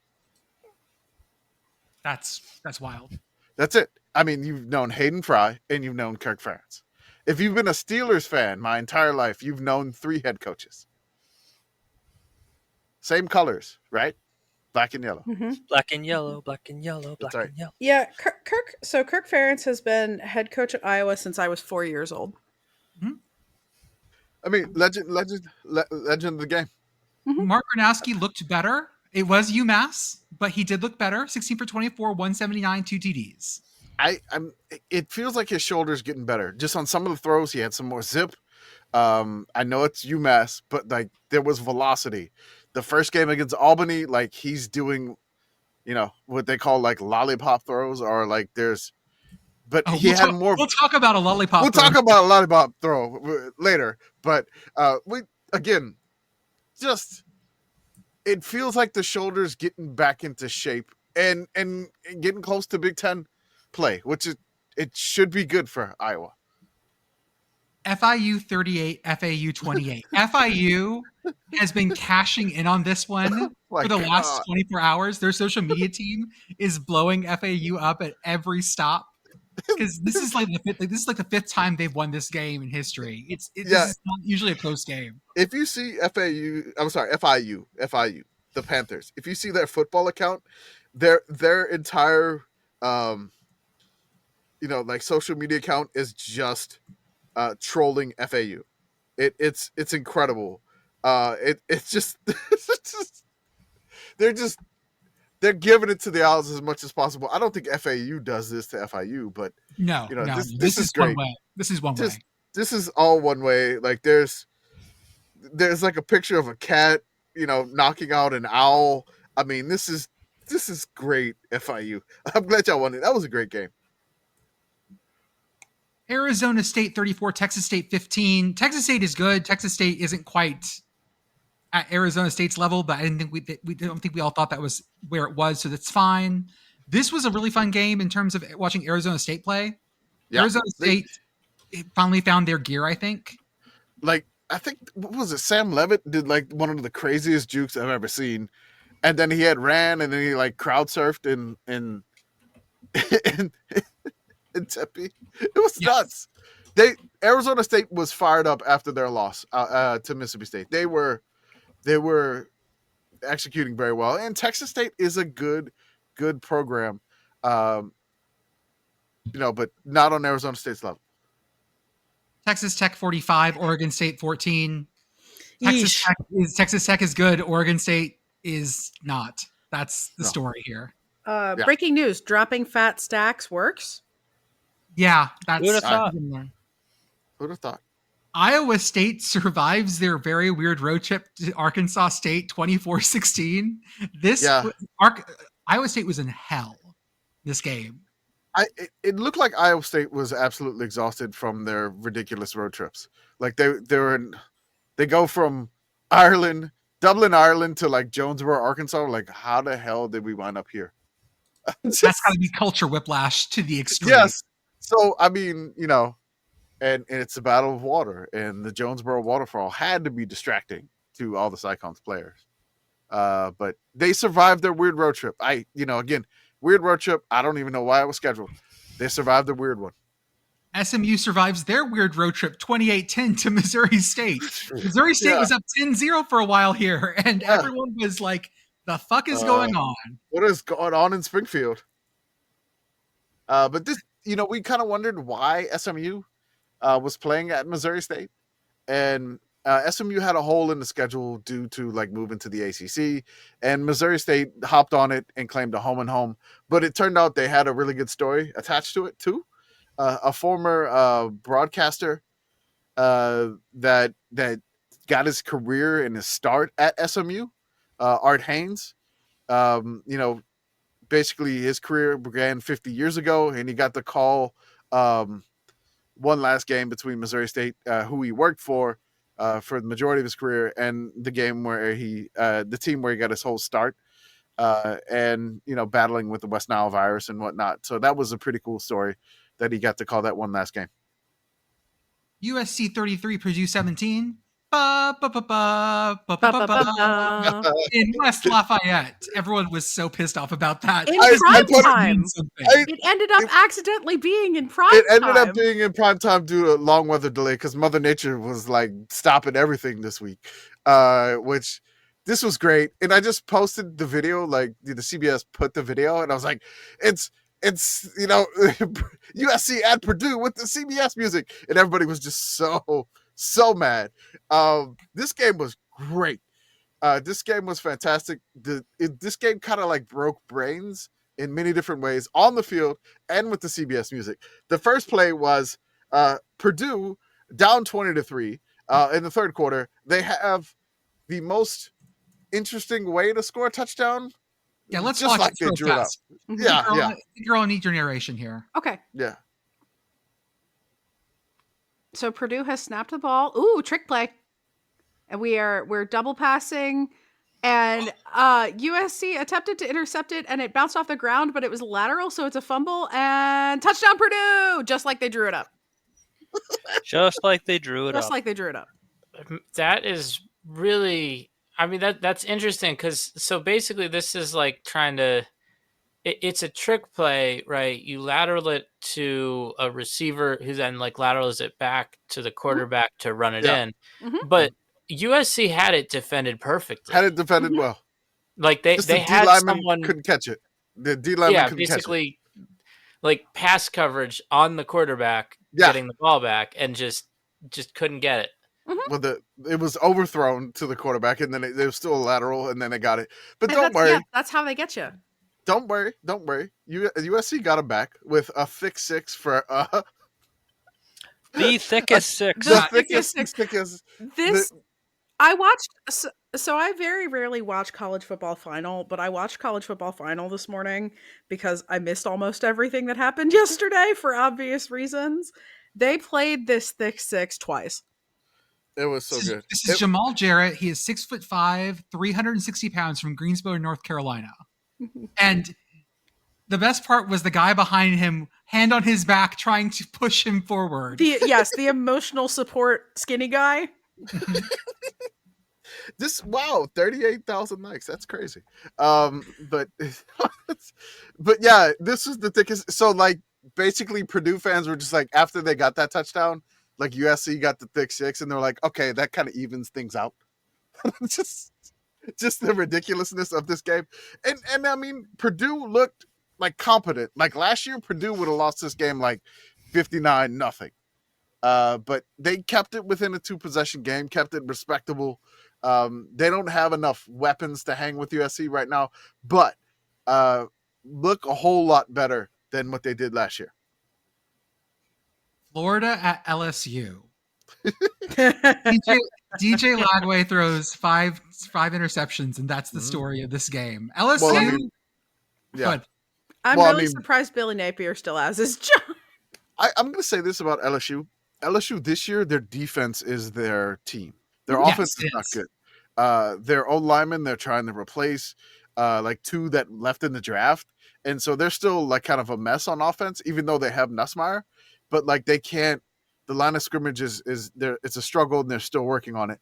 And, you know, Brian Kelly got really upset at somebody because Brian Kelly's not really that nice of a person. But their defense, it's kind of turning back into the DBU, the defensive back university again, with all these interceptions. And I mean, it could have been worse for Florida, honestly, if Whit Weeks didn't get thrown out in the first quarter on the targeting. That was, I mean, that's going to be a huge loss for them. I mean, he'll be back next game. But like, there was not necessarily, you thought it was a big loss, but there's 2 other Weeks brothers. It's okay. Who kept popping up? It was Indiana kept finding Mendoza's. Yes, they did. It's his there's a second Mendoza quarterback for Indiana. We told you that they used his brother for the Photoshop. We talked about this in the offseason. That's right. Yes. That's right. I mean, my question is, how many weeks do they have to get before they just have a month? One more. Probably. That's probably what they got to do. They got 3 weeks. They need one more. My thing with Florida, just looking ahead. Oh, this is as of now, right? Florida, they've played 3 games. They have 9 games left. Mm-hmm. More than half of their games are against teams that are currently in the AP top 10. So they get to play number 4, number 8, number 10, number 5, number 7, and they have 2 more games against number 13 and number 15. Yeah, I was going to say, I think the only reason they're keeping Billy around is because they don't want to throw somebody into this Lions pit. That's true. You might as well just make him suffer on the way out. Yeah. So they play Miami this coming week, and then they have a bye week. You mean Miami at game day? So this was the best part. Yeah. Was that why is DJ Lagway through his 5th interception? 5th interception. ESPN announced that they're going to get da da da da da da.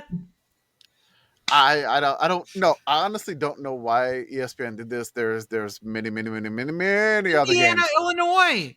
I mean, there's Indiana, Illinois. ESPN just did the thing that Big Noon does, where they just said, "You know what? Screw it. We're just going to our primetime game. We're just going to do that. We're not going to look at any of these other games." Again, they just whatever. That's again, we don't control networks. But if we did, we would not be going to that game. Yeah, soon enough. Memphis. Oh, I love the idea of like us meeting in a conclave to decide where game day is going. Memphis beats Troy. There was a touchdown catch for Memphis that was probably one of the best one-handed catches with 1 foot down in the corner of the end zone that I've seen. Incredible touchdown catch for Memphis. Memphis handles business. It takes a little while for them to get going. Troy is very game this year. Like last year, Troy was not good. Troy is they're much improved from last year. I'll say that. But Memphis handles business in Troy. Another one of our weird road trips of the week. Another weird road trip. Utah 31, Wyoming 6 in Laramie. This took a while for Utah to get going. It was 3-0 for the first half, and it felt like that Utah was just stuck.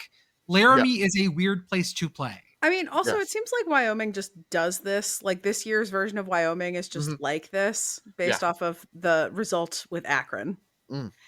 I always wonder if it's like the Oregon Trail hangover and you're just there waiting to see if you're about to die from snake bite. You are dying of dysentery. I think Devin Dampier, you kind of knew it was Utah's night when Devin Dampier fumbled the ball, got it, scrambled for a little bit, and then just threw like a dime for a touchdown pass. Nice. It did go up 17-0. It was just kind of like, yeah. Utah was like, this is not. Devin Dampier's like, hey, I played here when I was in New Mexico. I played these guys, I think. I'm not 100% sure, but it's a Mountain West foe. I'm used to this. And it handled the business there. So, I mean, Utah 3-0.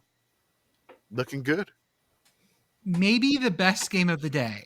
I'm declaring this the best game of the day. This is the one that had on my quad box. I had the sound on this the whole game. The broadcast, not that great. The sight lines in Newark, Delaware, not that great. I don't care. This game was phenomenal. Absolute banger. My choice for game of the day. I know the Backyard Brawl went to OT. I know Tennessee, Georgia went to OT. I know all this stuff. But this was the game of the day. Back and forth all game long. Nick Minicucci with the OT winner. I'm just going to read. Hold up. This was Delaware 44, UConn 41. Let's talk about who was in the game. Let's talk about who was actually in the game. But I'm just going to read the drive charts of this game and tell you how awesome this game was.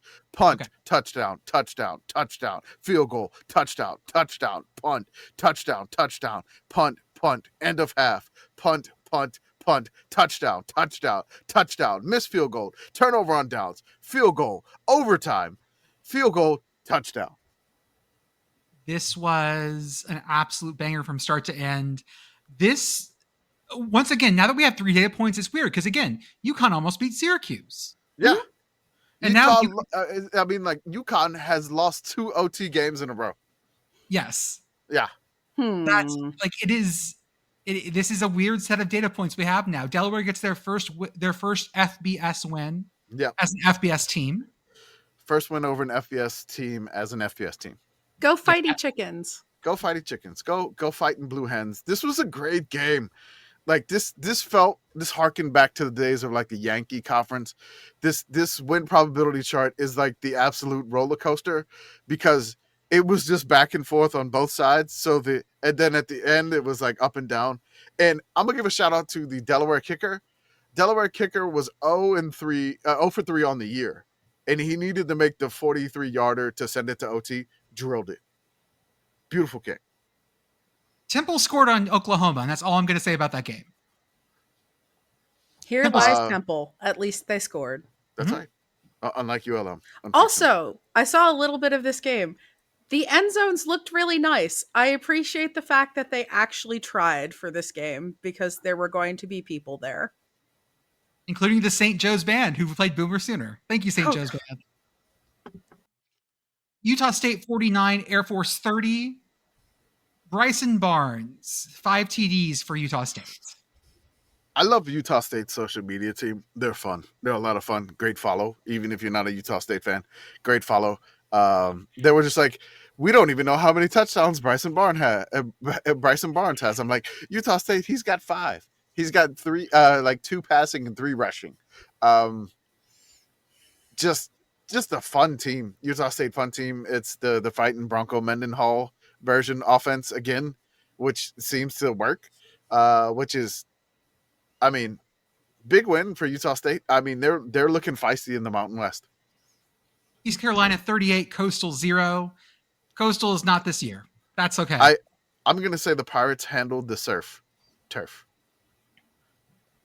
I would agree with that. Do we have food stats? No, I looked at their account and I'm gonna have to yell at them. I mean, I would imagine it takes a little bit of time to tabulate the food stats. Check in again with them on Monday or Tuesday. I'll check on Monday because the last food stat tweet was 6 days ago. Okay. So I'm going to wait to the 7 days. So tomorrow, Monday morning, we may get hot dog stats. Vandy 31, South Carolina 7. Talk to your kids about good Vandy. Diego Pavia, once again, blocking his ass off. I am... Much like Haynes King, who we'll talk about in a moment. Yes. I just please take care of yourself, Diego. Diego, Don't- like, I mean, look, they run like an end around, and Diego's the lead blocker, and he's just like, rah! No one loves football more than Diego Pavia. But like Diego Pavia was like a wrestler. Mm-hmm. Oh yeah, And, no, like, he's not fucking and afraid. he's not afraid of anything. Like he's ready for some contact, and it just, I know he's diminutive compared to like whatever you need, like the prototypical QB that you're looking for. No, Okay. a gamer can This throw. just makes him more powerful. It does. I mean, just whatever. Oh, he's shout out not. to you, He's Diego. not built like an NFL quarterback. I don't fucking care. cares? I don't care. He's amazing. He's gonna be. I- He's gonna be a Vanderbilt legend. They're gonna build a Yes. statue for him. I mean, they are, maybe they already got the Birmingham Bowl trophy. This- see Never what they do this year. graduate. Never graduate. Never No. graduate. Yeah, eternal waivers for our glorious king Diego Pavia. I will say that when South Carolina's Lenora Sellers got hurt, Mm. the vibe shifted immensely in this game. Mhm. It was. I would have guessed it would be closer until that happened. Yeah, it there could have been a little bit more back and forth, but when Sellers went down, it sucked. I hope he's okay. Shane Beamer was livid on the sidelines, which Okay, so Shane Beamer. did you see what happened here? Because they went. So Lenora Sellers gets targeted. Yeah. And they don't call it. No. And they don't blow the whistle until midway through the next. They have like South Carolina has another quarterback out there throwing the ball, and they have Yeah. another play going on. In the middle of that play, they blow the whistle to stop the play Yeah. to call the previous play. Yep. Like that Yeah, is. And Shane Bieber went fucking apeshit. He should have. He should have. I agree. This is not the first. It was in a different conference, but there was something similar that happened last week where the ref just quit because it wasn't. I don't know about this week's thing in this game, but last week it was an ACC game, and the conference office like buzzed in like, "Hey, we got to review that after the next play had already happened," and the ref quit.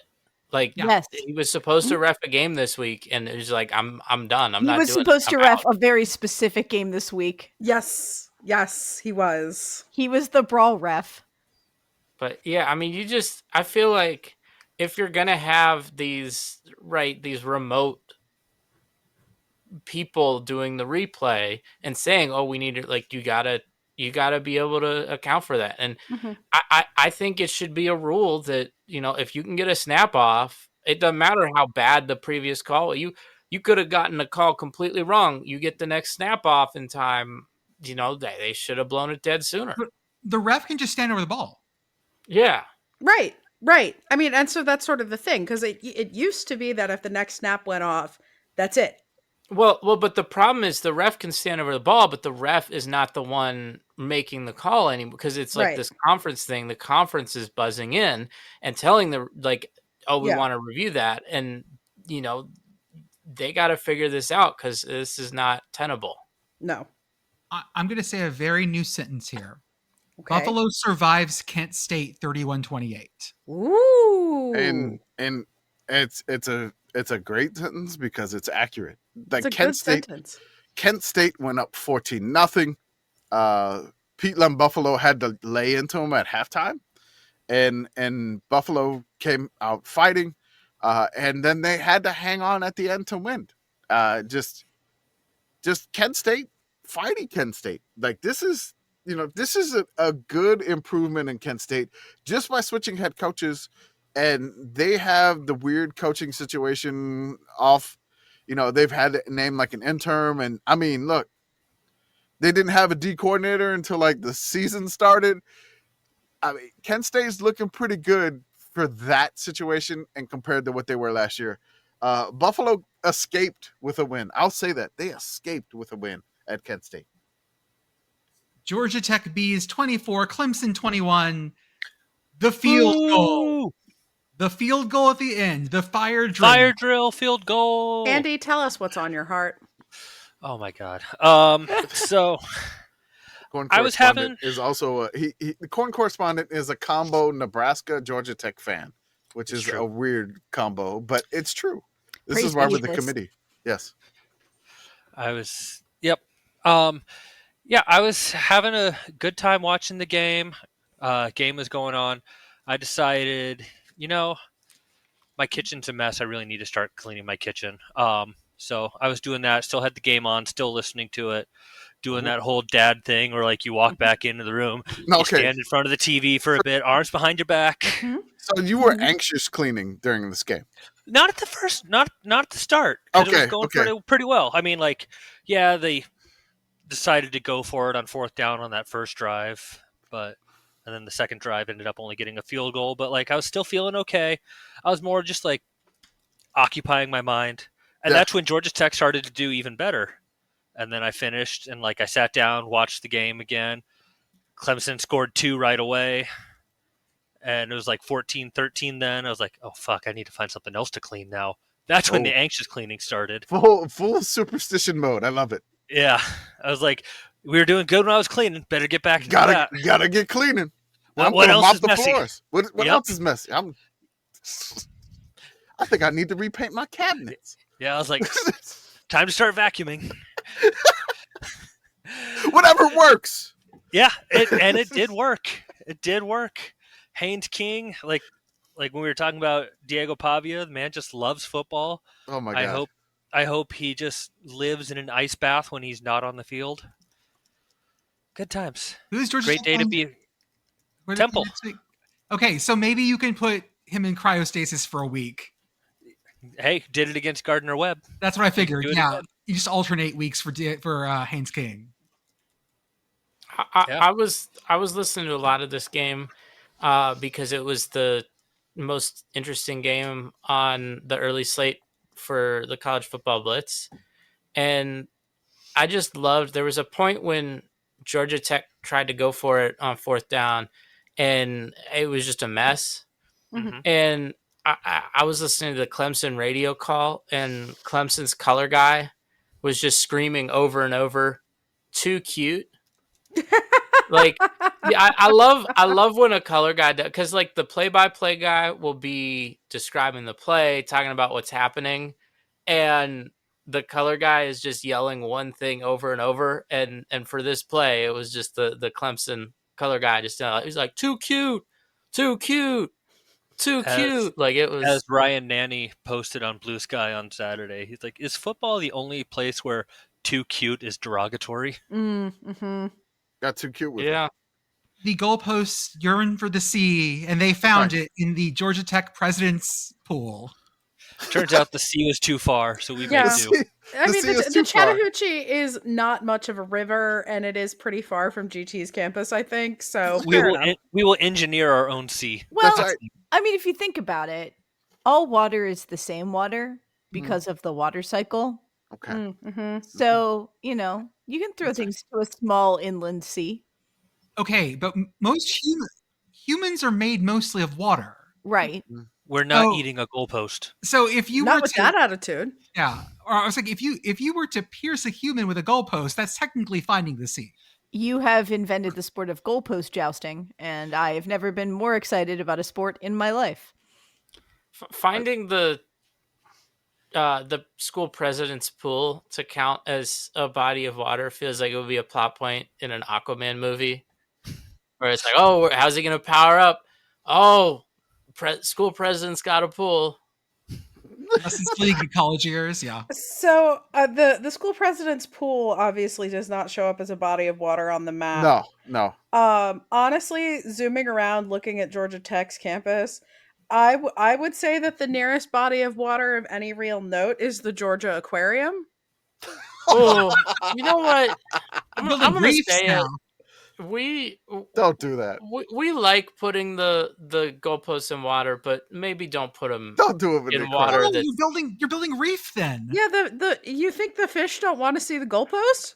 From I hell's would- heart I stab at thee, Dabba. I would get that checked with a marine biologist first. Just seeing the stingrays floating by the The smiling stingray. flap flaps just flapping on by the goalposts. Oh my God, Georgia Tech won the game. All right. Oh, the yeah. eagle ray is wide right. Miami a bunch, South Florida not too many. Hey, it's okay, South Florida. You're still in the driver's seat for the American. It's fine. Miami on constant fraud watch. I'll believe it when they're in the playoffs. Yep, Miami fraud watch forever. It never dies. They could win the national championship, and I would still be like, "That's bullshit." I mean, Miami could possibly lose to Florida next week. Who the hell I was knows? like, if they're de facto Florida champions, are they still fraud watch? Yes. Yes. Yes. I mean, it's a big game next week. Game day's going there. I know it is. Bowling Green 23, Liberty 13. Pudge the fireman putting out the flames. His But not- fireman costume's so cute. I love him. Oh, You know, Pudge you- has an Instagram account, right? Mhm. Yeah. Mhm. Yeah. Pudge went out drinking cocktails. Hell It yeah. was. That's right. That was a Pudge party. Pudge is living the dream. Not to talk too much about the SEC, but Ole Miss beats Arkansas pew, pew, pew, pew, pew, pew, pew, in an unexpected shootout. The name you need to know is Trinidad Chambliss. That's right. So I understand why this is an unexpected shootout, but like Arkansas Ole Miss is always stupid. Always and so stupid. I was not Always stupid. surprised by this at all. Oh, no, it's always stupid. It was like 28-28 in the first half, and then they calmed down in the second half. Shout out to Trinidad Chambliss from D2 national champion Ferris State Bulldogs. Yeah, man, Ferris State is good. This is... Lane Kiffin got sneaky and was watching Ferris State football. Oh, Pudge. I'm looking at Pudge's Instagram. Look at him sleeping. Aw. He's sleeping. Sorry. Sleepy Just Pudge. the roundest, Ohio's- orangest boy. Ohio State beats Ohio. Ohio might be pretty. I think Ohio's pretty good. They gave Ohio State hell for at least a quarter and then lost it. This was the first time Brutus and Rufus had met up with each other after their big fight. They had a tug of war. Brutus won, but was not using appropriate international tug of war rules, so I don't count that. Don't count it. Don't count it. Southern Miss beats App State at home. Yeah. A weird loss, a big loss for App State, and a big win for Southern Miss. Also, App State is our spinach team of the week. Ooh. Spinch.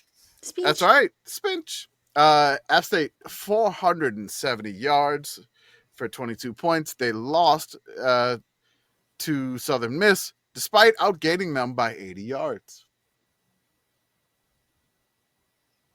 I'm going to skip around here a little bit. Michigan beats Central Michigan, even though they made Biff Poggi wear sleeves. I know. I don't Put know what sleeves happened. on him. No idea. Oregon beats Northwestern. No inflatable ducks. Boo. I thought that Wisconsin was going to do something against Alabama. I was incredibly wrong. My Yeah. apologies there. I understand would why think you that? would think that, but also why would you think that? No. There are a couple teams, and we'll talk about this on Tuesday, that I have a list of teams that I'm okay just not paying attention to the rest of the season. And Wisconsin, I believe, is one of those that I'm just okay. Like, letting I it go. mean, the interesting thing with Wisconsin now has moved from on the field to hot seat. Mizzou We'll see. 52, Louisiana 10. Who?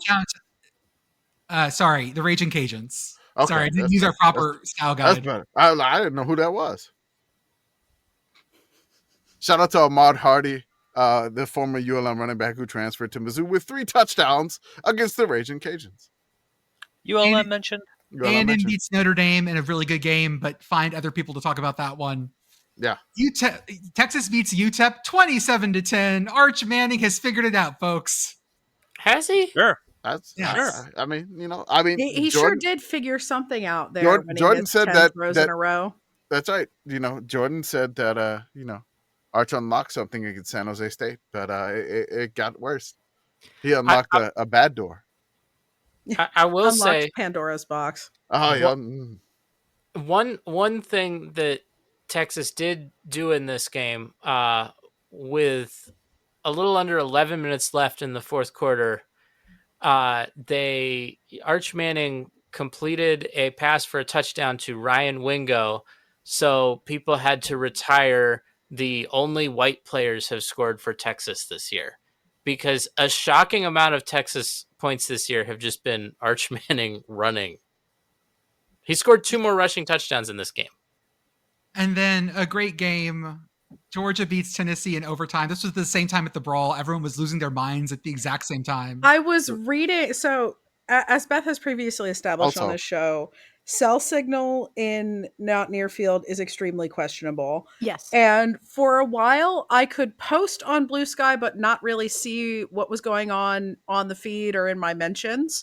And so I was just hollering into the void. And then eventually things started to load and I could see my mentions and stuff. The guys in front of me had better cell signal. That's actually how I found out I was on ESPN. I could see over their shoulder that they had been texted a crowd shot and that we were probably in it. And I was also reading over their shoulder to figure out what the hell was going on in the Tennessee game. I love that everybody's locked in on Tennessee and Georgia and the Brawl, and I'm watching UConn and Delaware. Correct. That's why you're our mean, commish. I just look, man, UConn and Delaware. All three of those games at the same time. I was All really went to sad that OT. YouTube would not let me multi-view those. I mean, YouTube, you gotta let us do this. So the Apple TV is fine, and then again, I had the 2.5-year-old battling me for.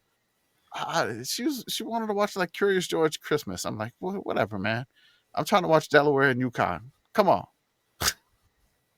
You're out here trying to give her a classical education. I was like, hey, man, Blue Hens, Huskies, old school Yankee Conference. Some other of our FCS fun ones. Indiana beats Indiana State 73-0. That's right. Signetti just dropped the hammer and refused to stop. He was still mad. He was still mad at 66-0. The Kurt Signetti bus doesn't have neutral. No. Indiana State and ULM both lost 73-0 handshake. Oh my God. Samford had one score, but I need to show you guys this score. This is the I was trying to think of something that I could recite in the middle of this pass being completed, but I couldn't think of something funny. It was like, here we go. Samford snapping from their own 12. Oh, Canada, we stand. Oh my God. He floated that thing. I mean, that ball was literally spinning. Like, obviously, it always spins on the long axis, but it was like rotating and like standing up on its end and rotating, but also advancing forward. And I don't understand the physics of that, but it did work. Let's do that again. I gotta watch that again. I love this. Stanford broke physics. Yep. I mean, I don't know if they broke physics. Like, it's just that's how gravity works. He just threw it really high. Right. The biggest parabola. It's beautiful. It's beautiful. I love this throw so much. And this was Samford's only score of the day. Like this I don't even know what this like. I wanted to sing something while it was up in the air. I think Oh Canada was a good choice. Oh Canada, our home and native land.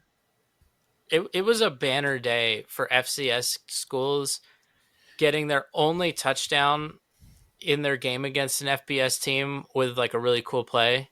Yeah. Because the Villanova one against Penn State. Did you see the one where like Houston Christian got on Nebraska? Like he big run, like broke a couple of tackles and took it like a long run. And then like Villanova getting one with the crazy one-handed catch. The other one was good before that. Like I don't know why they overturn it.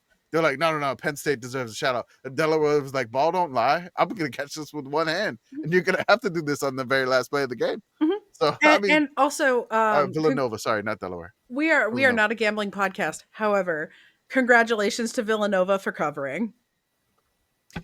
Charlotte 42, Monmouth 35. Monmouth fucking ran Charlotte up and down the field in this game. God, Monmouth is so much fun. Monmouth is so much fun. I love. Oh my God! And was it Derek Robertson, their QB? Their QB is the Detmer leader in FCS, which probably going to be the same because just throwing it everywhere. And they're like, everybody's like, I congratulate Derek Robinson on transferring to, the higher league next year. Which, oh my God, man, Monmouth is so much fun to watch. 1 week after upsetting Eastern Michigan, Long Island gets upset by Sacred Heart. The Raccoon will get you eventually. We then have probably one of the better games of the day in FCS. North Dakota, Montana. Montana wins and a big comeback at the last minute, they win 24-23. Oh, The other big banger FCS game was the Grand Canyon Trophy game, Northern Arizona, Southern Utah. This was nuts. Like Southern Utah was like handling business. It was 28-14 that Northern Arizona was up. Then Southern Utah rattles off 28 straight points, and it's like 42-28. Then Northern Arizona scores like 28 in the quarter, and it's like, I mean, it's like 42-42. It's just back and forth. And the best thing that I think Pitt Girl would appreciate on this game is that Northern Arizona scores with like 25 seconds left, and they can kick the extra point to tie the game or go for two. Mhm. And Northern Arizona said, fuck it, we're on the road. We are going for two. And they get the two. Yes. They get the two, and they go up 50-49.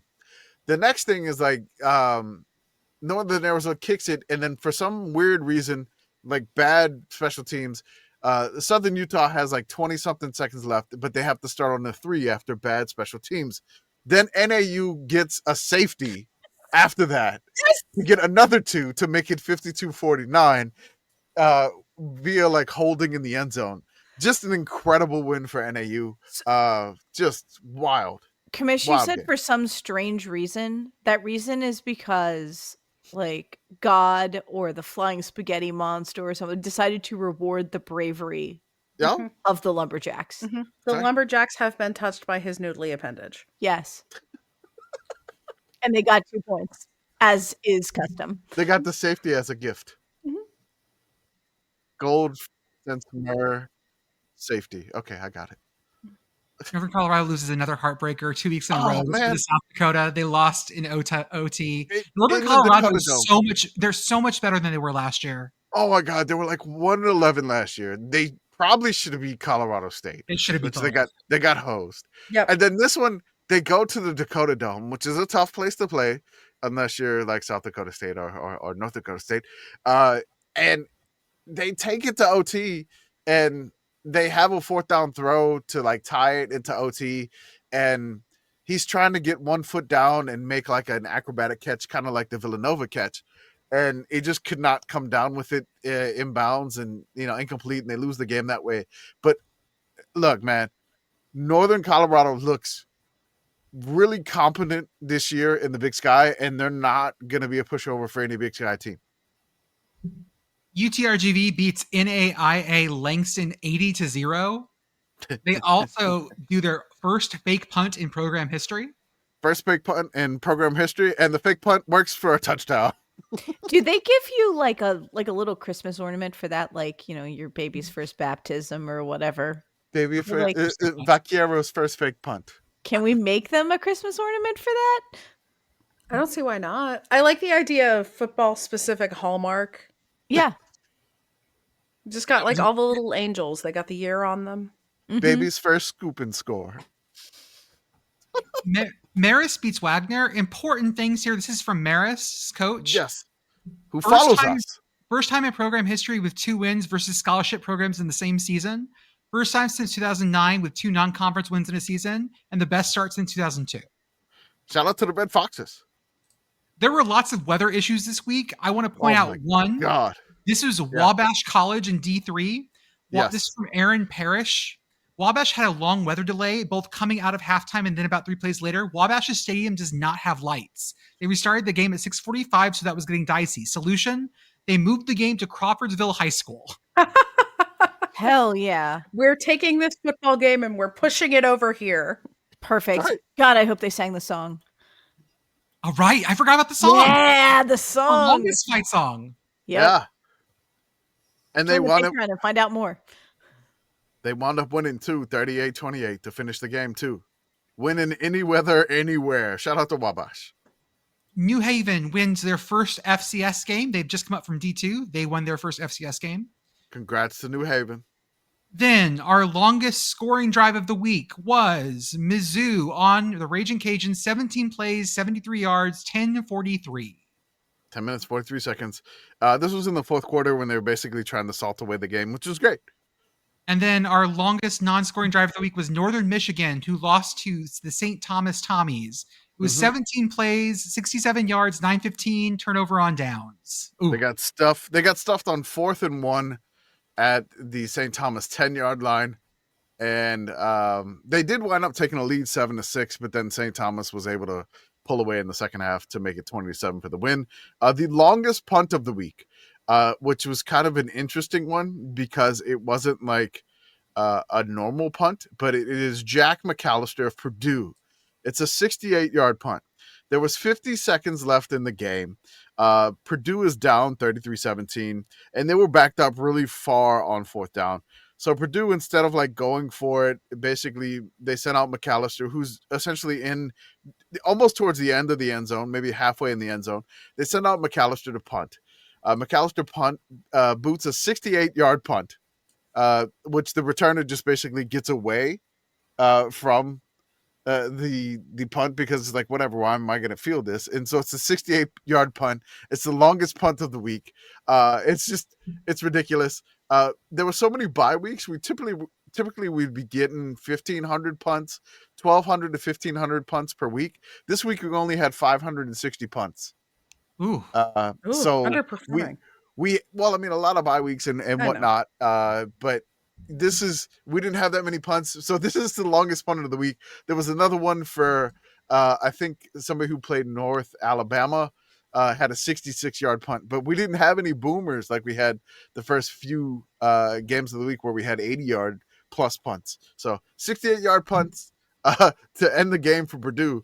Longest punt of the week. Shout out there. That's all we got for this week, boys and girls. We will see you guys again on Thursday where we will talk about the week to come. Have a good one. Yeah, I don't think we had a clock commander of the week. There was a couple of nominees for it's us because we're out of time. That's it. We're the clock Sad commanders of the week. noises.